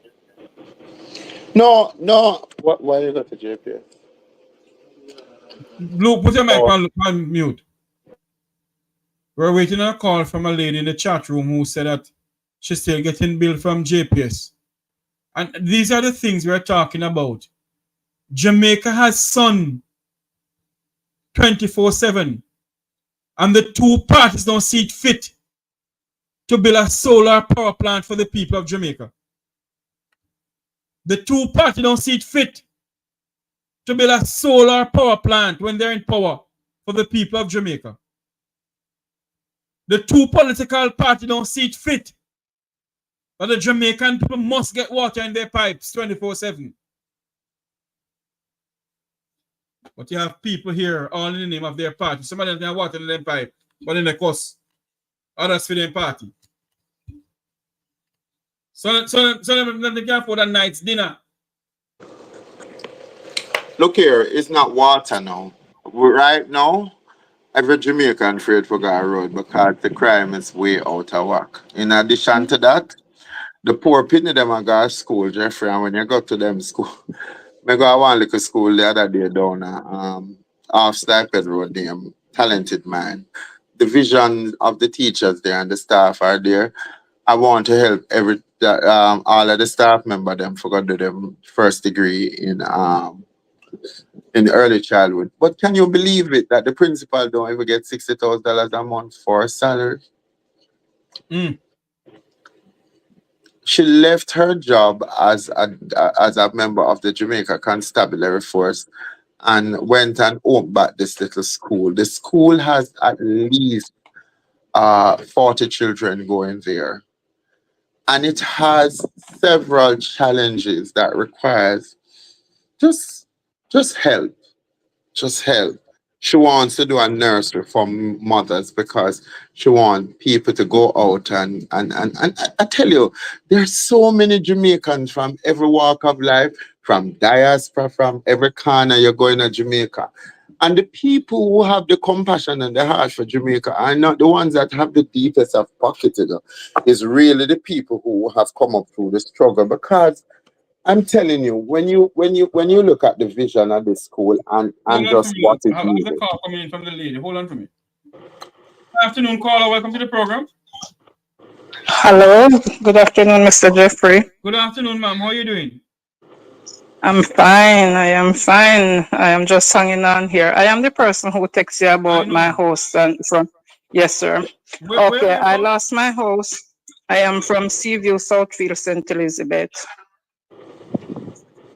Yes. Turn on the radio over in the background, Oh, please. sorry. Sorry. I tried to walk away, but I'm still hearing it. Okay. Yes. You hearing me now? Loud and clear from Negril Point tomorrow and point in the whole of Treasure Beach. Okay, sir. So So tell me I something lost my now. house for. Okay, go ahead. Tell me. Go ahead. Yes, sir. I lost my house from Beryl Hurricane, and up until now, I have not seen anybody. I make promises. Promises was made to us in the area that we're gonna get help from the government. I do some. The people them come and do assessment, and up until now, it is 3 months, and we haven't seen or heard anything from anybody. Now I am getting light bill every month. I am getting light bill. The meter, I don't even know where the meter was. No, Mr. Jeffrey, we don't have light. We don't have water. We don't have road. We have nothing at all. Mr. Jeffrey, where I live in that community, it cost me actually $500,000 to get light by myself. No government, neither from the PNP side nor the JLP side. Nobody responsible for us. When Mr. Green come down here, yes. Let me ask you a question. Who is a member of parliament? Barbara Green? Fly. Mr. Jeffrey, I tell you the truth, I don't know, because Mr. Green come down there after the hurricane, and when he come, somebody said to him, Mr. Green, I can't believe now you come to see the people in this community. His reply was, he's not the MP. He doesn't responsible for this side. So honestly, I don't know if it is labor right or So hold on there now. Hold on there for me, darling. You remember what you know, say? A servant of the people of Jamaica who put up himself to become MP gonna tell a Jamaican citizen that he's not responsible for, no? Not because, yes, not because he's not the MP? Mr. Jeffrey, let me give you another point before this even happened. I have a brother died 5 years ago, and when we went to the parlor to pay for the package, the owner for the parlor gave me the package and tell me to bring it to the MP office, which is Mr. Green office. And when I took it there, the lady, the girl that worked in the office said to me, 2 weeks time, you will get a phone call. It so happens that I have to go back into Black River after the 2 weeks. I said, okay, let me went to the office. And Mr. Jeffrey, the lady in the office, look at me and cut her eye upon me and tell me, say, not there for you, woman, not there for you. My brother, I work. Hold on for me. In a Floyd Green office. Yes, sir. And I saw him I saw Mr. Green after the hurricane and talked to him about it. And he said to me, he get rid of that person because so many people complain about that person working in his office. And when my brother, I don't have to shame whether we are labor right or PNP. I know what it takes, how they go about these voters list and something, because I work as an indoor agent in election time. And I know somebody from the office walked out to me and said to me, Miss Unoa PNP, and I said, whatever. She said, you should never, if Unoa PNP, you shouldn't come down here with it because you're not going to get the help. After my brother died, July, October, I have an uncle that died, which is labor right, and they get help from Mr. Green for him. I don't have to shame to talk about it. See what's going on? Hold on for me, look. That is why Mrs. Everall Warmington, they tell the people. It's just that we don't have nobody to come out and talk for us, or we haven't seen anybody to talk to. So hold on there for me, darling. You're saying to me, oh, hold on there. How did the house get burned down? What happened? No, it was in the hurricane. I lost my house and I lost every single thing. Okay. And he came, yes. So I have material. Mr. Jeffrey, poor people in Jamaica cannot build house. I have material can build, but honestly, I am struggling for the workman money and to buy the cement. I have every single thing, but it is hard for me to maintain building a house right now with the cement and to pay the workman. Plus, I have 2 sick parents. My both parents is sick, and I have to be the one to help them around when any other family member. Which hardware you deal with in St. Elizabeth? Because I have a person down here who has a hardware, you know. Well, I buy from Mr. Carl Parchment, and I buy from what the other one in Crossroad going to Treasure Beach. I buy from both hardware. You mean my man they call Rex? No, not so far down. Right at Treasure Beach entrance to going. I forgot what down there's the name. But it's right across from the Pedro Cross gas station down there. So I support both hardware. I paid taxes. I pay NIS. I've been paying taxes for like 20 odd years because my stepfather gave me a piece of land, and I've been paying NIS for 24 years. And no, you want to tell me that no benefit at all while you're contributing to your country? Use that status so you contribute to your country, and when things you're supposed to get help, you're gonna hear about labor right and JLP. Hold on, Mr. Cook, Ma'am, go ahead. Ma'am, I'm so sorry to hear that you are going through that. Did you get assessed in the Ministry of Labour assessment? Because I hear the checks are going to be paid out now. I don't know what it is. If it's I call even the office today, and know they give you a number from NIS office, and when you call, very weird, you get through to somebody. I went to Mr. Green office. He sent me down there to register. I went there, and there's nothing. I went to the office in Santa Cruz. They come and do some assessments. Still not hearing anything. Mr. Mackenzie was in Black River one Friday, and I went down there and heard about it. And somebody sent me down there, and I still registered down there, and I still not hearing anything. And I'm not the only person in that area. Last month, so there's so many people, and the only people you see come around and help put on back some host that put on chapal in his food for the poor. All right, so here what you're going to do for me now. Give me, if you care, give me a name and number of the air. Of the air. I will personally put in a call for you. Now I'm gonna start with one person because I can't go flood the lady the office and ask her about how far your process is in the same breath. Me hear you say you have the material. You have some material. I just cement you own. How much bag of cement you talk about? Pardon me? The cement to complete from foundation straight till if I even get 2 rooms finished on the house, I just need help to build back somewhere to live. I have nowhere to live. After the hurricane, 5 of us have to stay in a 1-bedroom without bathroom, without anything at all.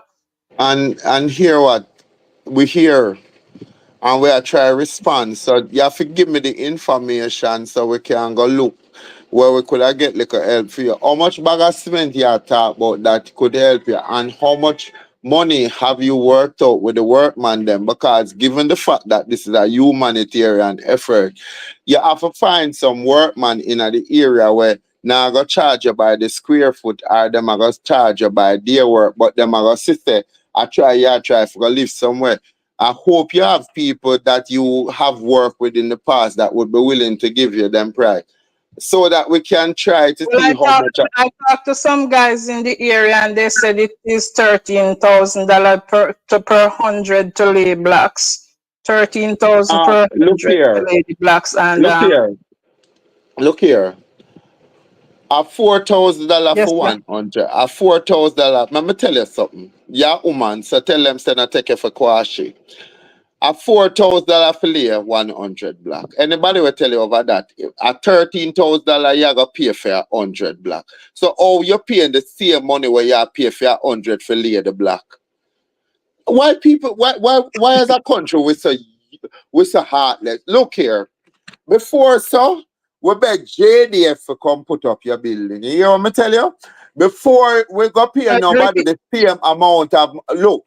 It's either you want the help and you're going to get the help. So here what we are going to do. I need the help. I need it. I need the help. I have nowhere So to here what live. you're going to do. If you can either give out your number and here, I would not advise her to do that. and I will get in touch with you. But you can't buy black for $13,000 for 100 black and go lay black for $13,000. Well, I don't know. I don't know. I asked question and I even went to the hardware and find out how much for a bag of cement and a bag of cement are gonna run you $1,500 to $1,600. So that's what I'm saying. And for every 100 block, you're going to need 4.5 bags of cement, and that doesn't take in the steel. So do you have steel, or is this going to be a house where them sort of flash it? What is it that you're reconstructing? I need to be. I cannot. My house, it was a board house, and honestly, I don't really want back a board. Because this is the second time I get damaged with hurricane. So definitely, I have 1 ton of steel. I have 2,000 black. Sorry, I have 1 ton of steel. I have 2,000 black, and I have 3 load of mall. Hold on there for me now. Somebody in the chat room is asking, is it 13,000 per 100? Per 100. Yes, that's what they told me. And I went to the hardware, and the hardware is selling the cement for $1,760. Hey, you are get. All right, hold on for me. Hold on for me, ma'am. I'm gonna send you to hardware in St. Elizabeth. Is it? Yes, sir. I'm gonna send it to somebody who know me very well. Yes. I'm gonna send it to that person. He owns a hardware down there, and he yes. You know, thief people. And you may know who, but I'm not calling him right here. And I want you to Can you, Mr. Jeffrey, sorry, can you see my number? You can call me back. Yes, ma'am. I see your number come up and everything. Okay. Your name come up too. Okay, thank you very much. All your beautiful St. Elizabeth face come up to you know. Oh my God. Yes. So maybe call you back, but you need help to buy some cement. No, yes, Jeffrey, we need to find people who are actually able to do this, because I'm telling you, you cannot pay $13,000 for 100 block. And it is quite ridiculous that you're going to pay. I haven't done anything about these things. All right. Yeah, that's why I realized that they might take you for they might take liberty of you, and we're not going to allow them. Because there must be another mason we can find in a St. Elizabeth that will take $4,000, $4,500 from you for lay 100 blocks, and he has to lay it in one day. And that is why, look, I am going to talk to her with you on the phone too, to send her. Hold on for me, darling. Are you just the partner in the sitting there? Sorry. Yeah. No matter sure about the chicken back yet. I the dirty girl. I'm gonna make sure call somebody. Send her to somebody rather who owns the hardware.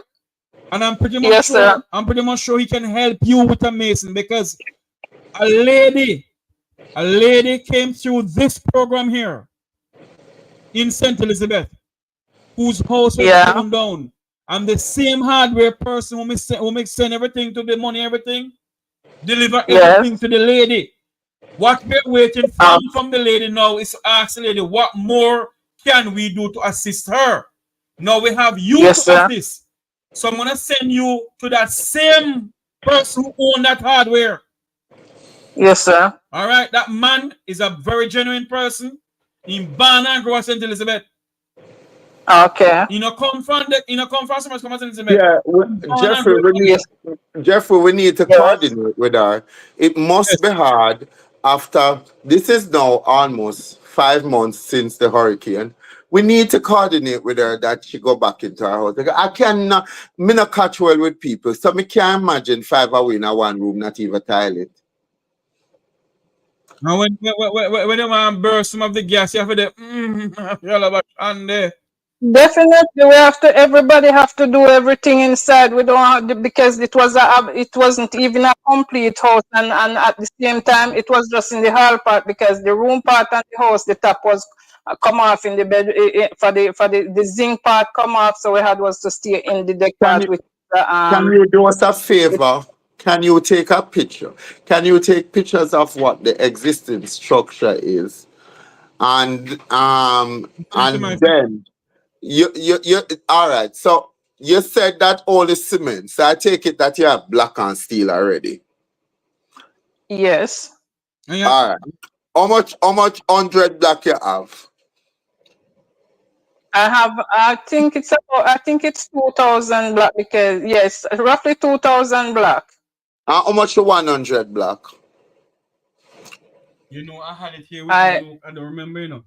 That giving me a price. Well, I didn't buy the black. I didn't really buy the black like that, because when we buy in black, they tell you like how much I pay. I pay $110,000 for 1,000 black. Then I buy 500 after that for 75,000. But I did have 500 black before that. Oh, yeah, Yeah, man, we can work it out. So that's why I say them can't charge you.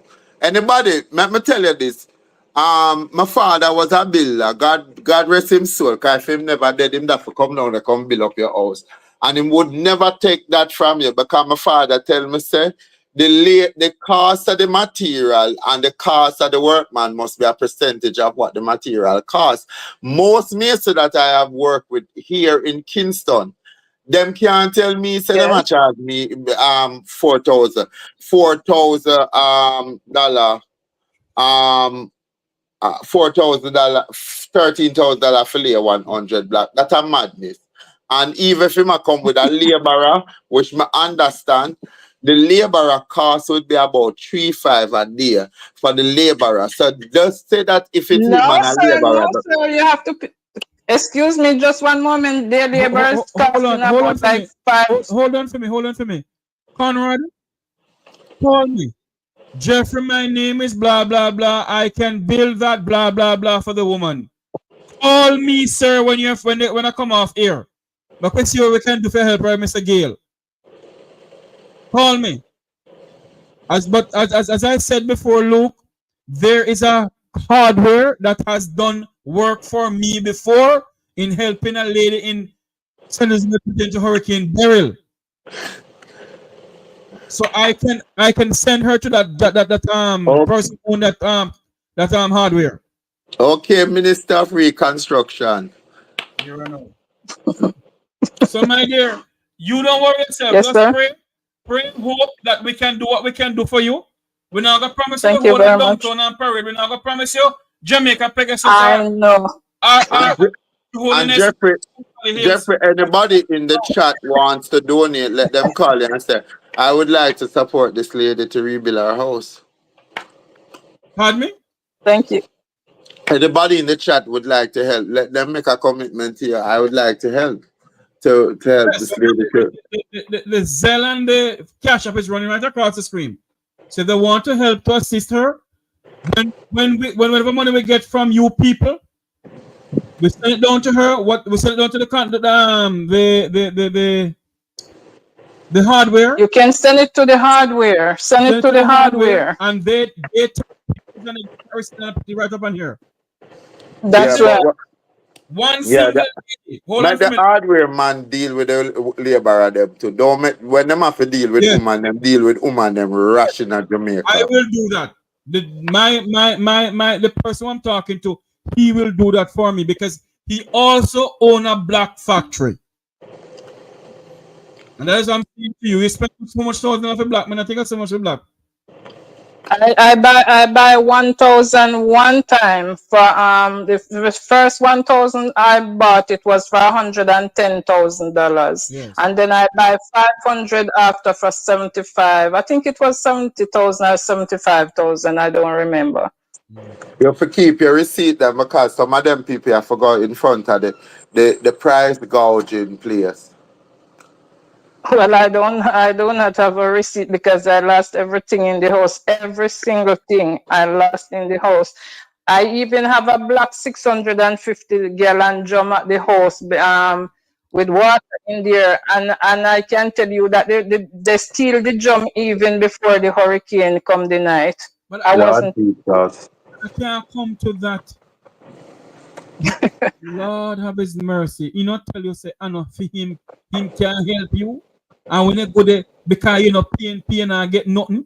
But Jeffrey, all of Yeah, that area, the yeah. whole of St. Elizabeth I has talked voted to Mr. Jamaica. Green personal about it.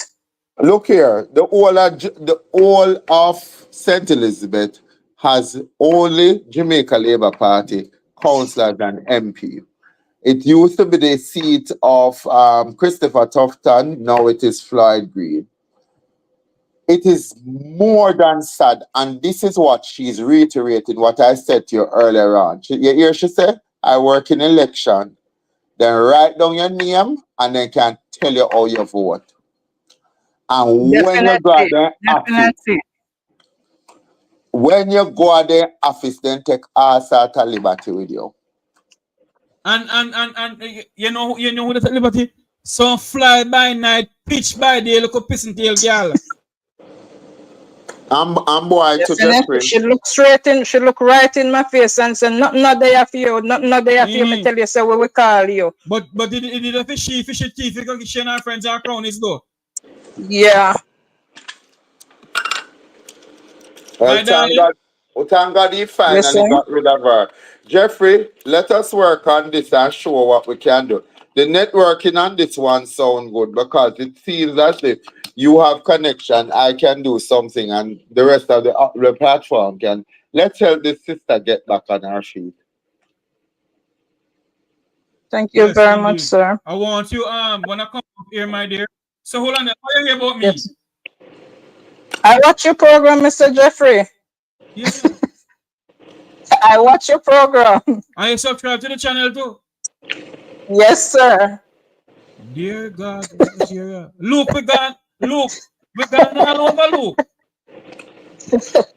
We larger yard and we larger bread. Come man, we continue the You're large everywhere. Luke. You're large. I watch Hot Topic.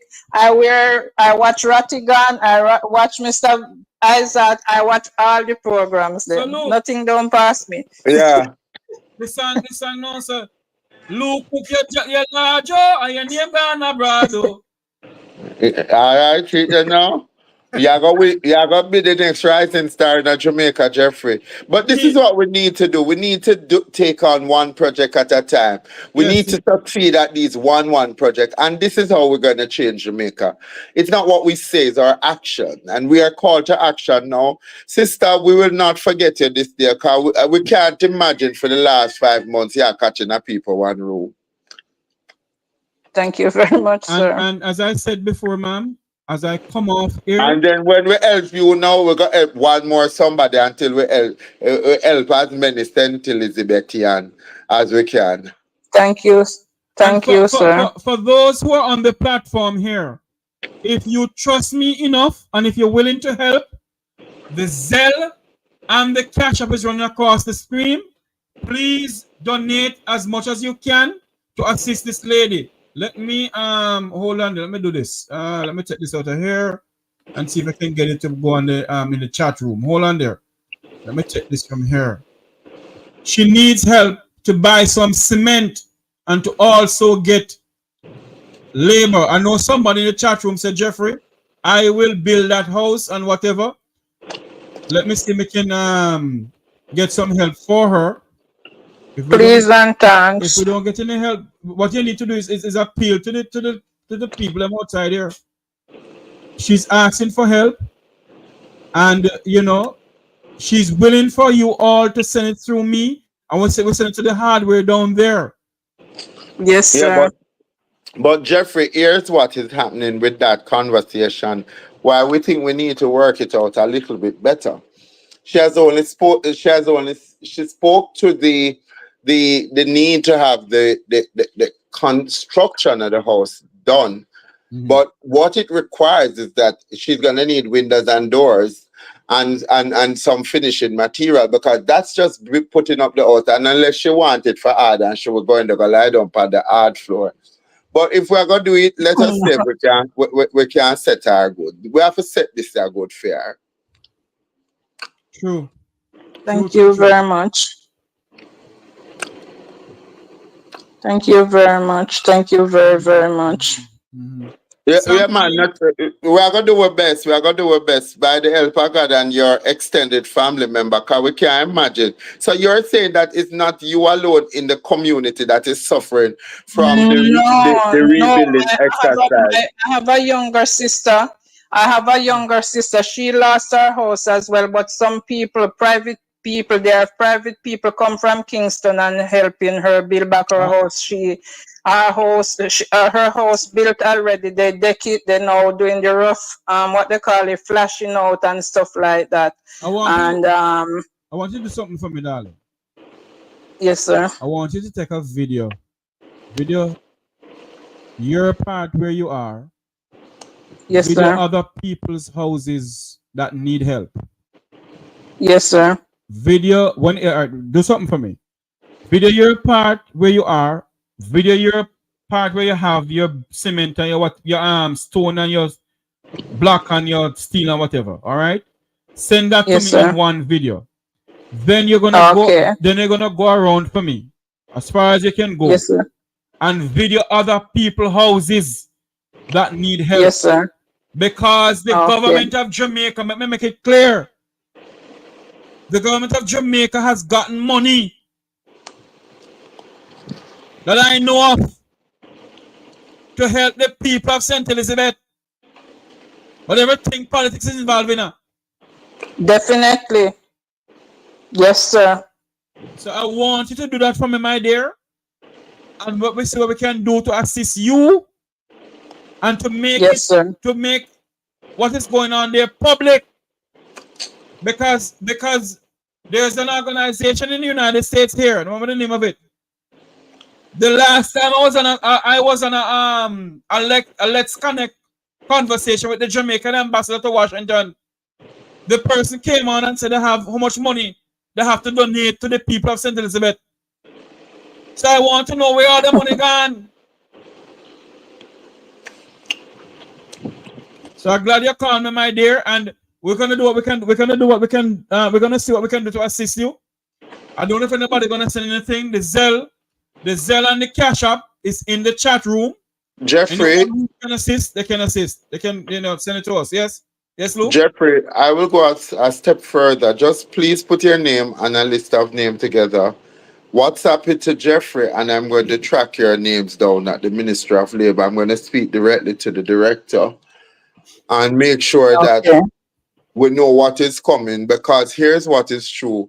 We don't want to duplicate. We want to make sure that anybody who can get help can get help. One cocoa full basket. And since we're appealing to the audience to help, let us ensure that we know what is going to come from government, and then we'll develop a strategy as to how we can touch you and then touch the other person as well. But we don't want to go make any promises. We're not government, but we're going to see what we can do. Yes. Yes, sir. Thank you very much. We're going to do it in we're going to coordinate the effort to make sure that we're doing the right thing for all Jamaican people. Well, thank you, sir. Yes. So, my dear, if we get any help, we'll let you know. But I'm gonna call you off air and talk to you. Okay. Thank you very much, sir. You're welcome. Thanks for calling me. Bye-bye. Thank you very much. You're welcome. Thanks for listening to my call. You're welcome. Yes, sir. You're welcome. Yes, sir. For the gentleman who said he can to build her house, call me.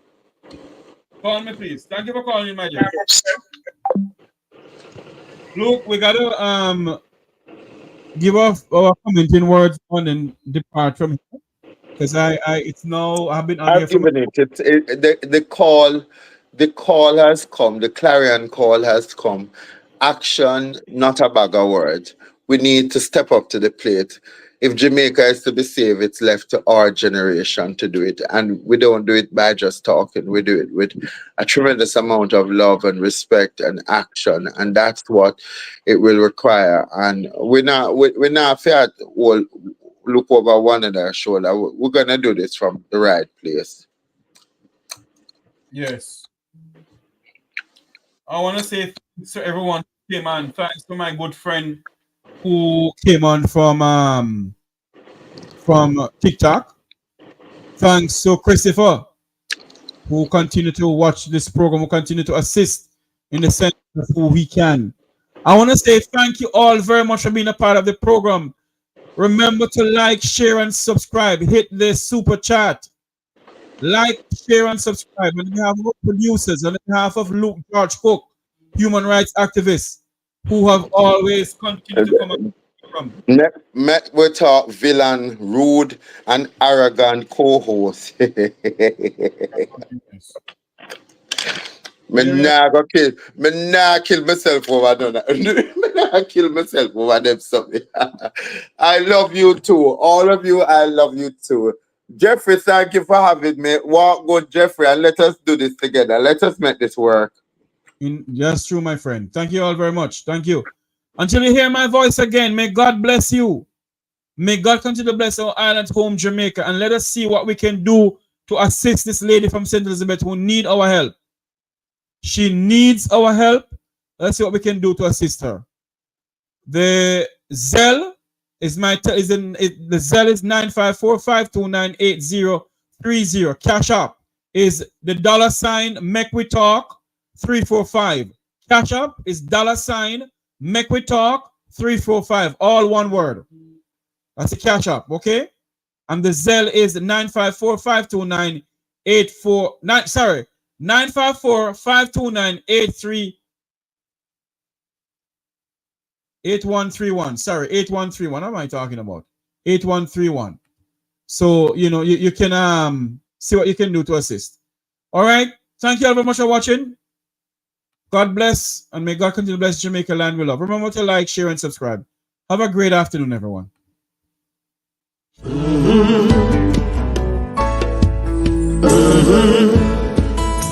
When the game gets rough and this life just seems so tough, make we talk, my people, make we talk.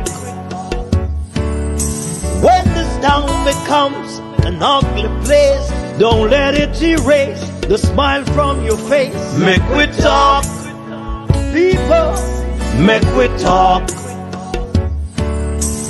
Conversation is the key, a guiding light for you and me. Spark a talk and you will see. Conflict solver A to Z. World leaders master the art of self-defense just by talk. So people, make we talk. Hey, we're living in a world that on ourselves we must depend. Make we talk, people.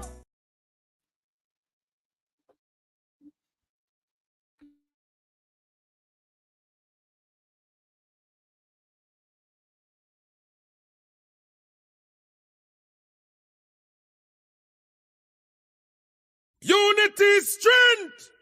Make we reason. Make we talk. If we see corruption in any shape or form, we're going to highlight it. Make we talk. Jeffrey Tavares represents yard and broad and the entire diaspora. As long as it affects the life of our nation, uncover the truth. Make we reason. Make we talk. And we don't care about no vumva viva va. No upper echelon. Nobody is not above the law. As long as it not help Jamaica, make we talk. Make we talk. Unity is strength. Make we reason. Make we talk. If we see corruption in any shape or form, we're going to highlight it. Make we talk. Jeffrey Tavares represents yard and broad and the entire diaspora. As long as it affects the life of our nation, uncover the truth. Make we reason. Make we talk. And we don't care about no vumva viva va. No upper echelon. Nobody is not above the law. As long as it not help Jamaica, make we talk. Make we talk.